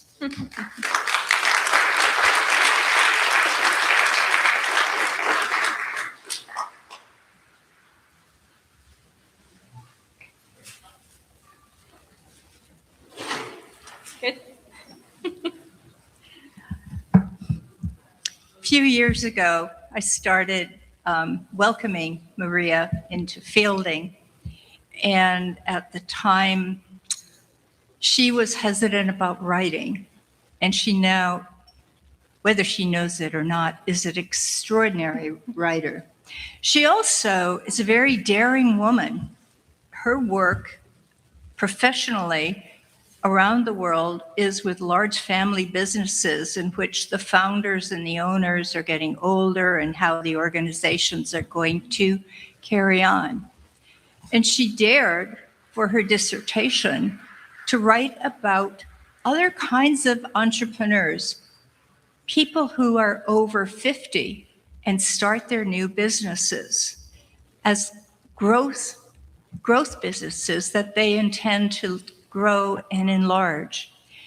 It is my honor to introduce to you and to the Academy of Scholars and Practitioners and Writers, my friend, my colleague, and we have future adventures together, Dr. Maria Sinanis. Thank you.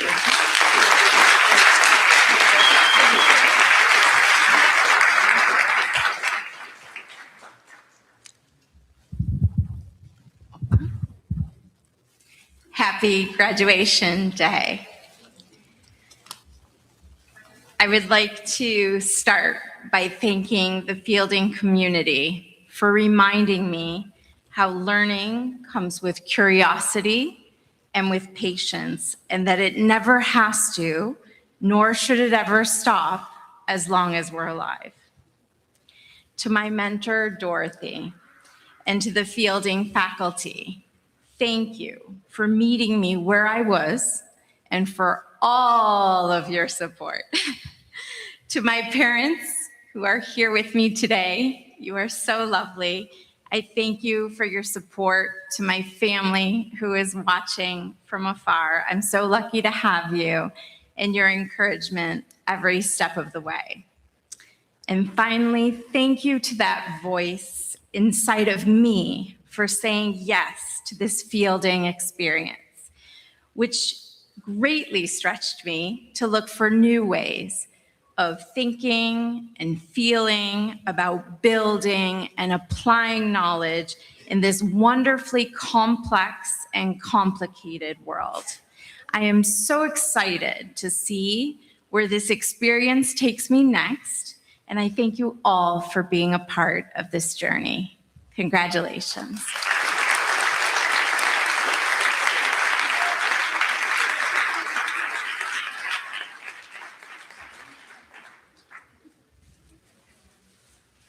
Keisha Ward.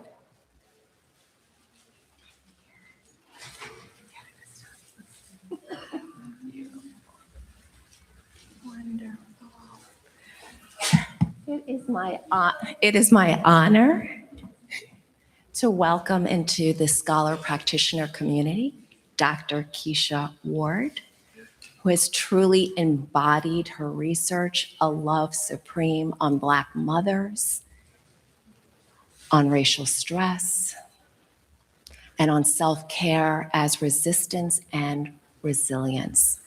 Her work will continue to impact and influence generations to come.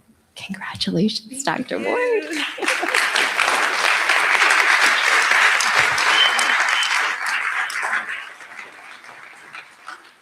Thank you so much, Dr. Bacon. I do not have anything prepared, which is very typical of me. I live by, if it's hard, do it hard. And if it's easy, go hard anyway. So I just want to thank my committee, Dr. Bacon and Dr. Willis, Dr. Thomas next door, and Dr. Pouncil, who may or may not be watching on Zoom now. And also the mothers who I interviewed, who often had children on their laps or had to take breaks. My study was impactful, not just for research and for academics that live behind a paywall. I started fielding because I wanted research to be accessible to my community. And so that's why I did the study that I pursued. But I do want to thank my children. My son, AJ, is here today. My daughters are watching. My mom, who took me to the library and put books in my hands, in particular, The Life and Times of Fannie Lou Hamer. And sometimes we returned those books and sometimes we did not. We kept them and got library fees and fines. My Aunt Lavina, who I'm sure is watching, and all of those that came before me and who will come after me. Dr. Pouncil on my committee, he would often say, to honor our ancestors, we say their names. And so I would just like to honor Clarence Ward, Gussie Ward, Minnie Ward, and Lovey Ward. Thank you so much.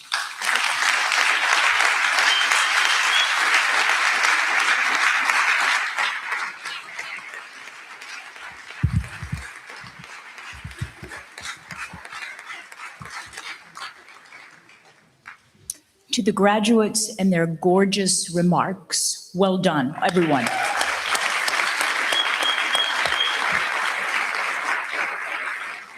This is a day of joy. Thank you so much for sharing it with us. Graduates, you are complete, but you do not leave. This is like the Hotel California. You can check out, but do not leave us. Stay connected with us. We are a learning community, and that is a true thing. We want you in relationship with us going forward. We want your scholar practitioner work to continue. We want you with us as we Fielding move into this new organizational space. For now, it's time for you to celebrate. Graduates, you leave with our congratulations, with our admiration, and with our love. Thank you all.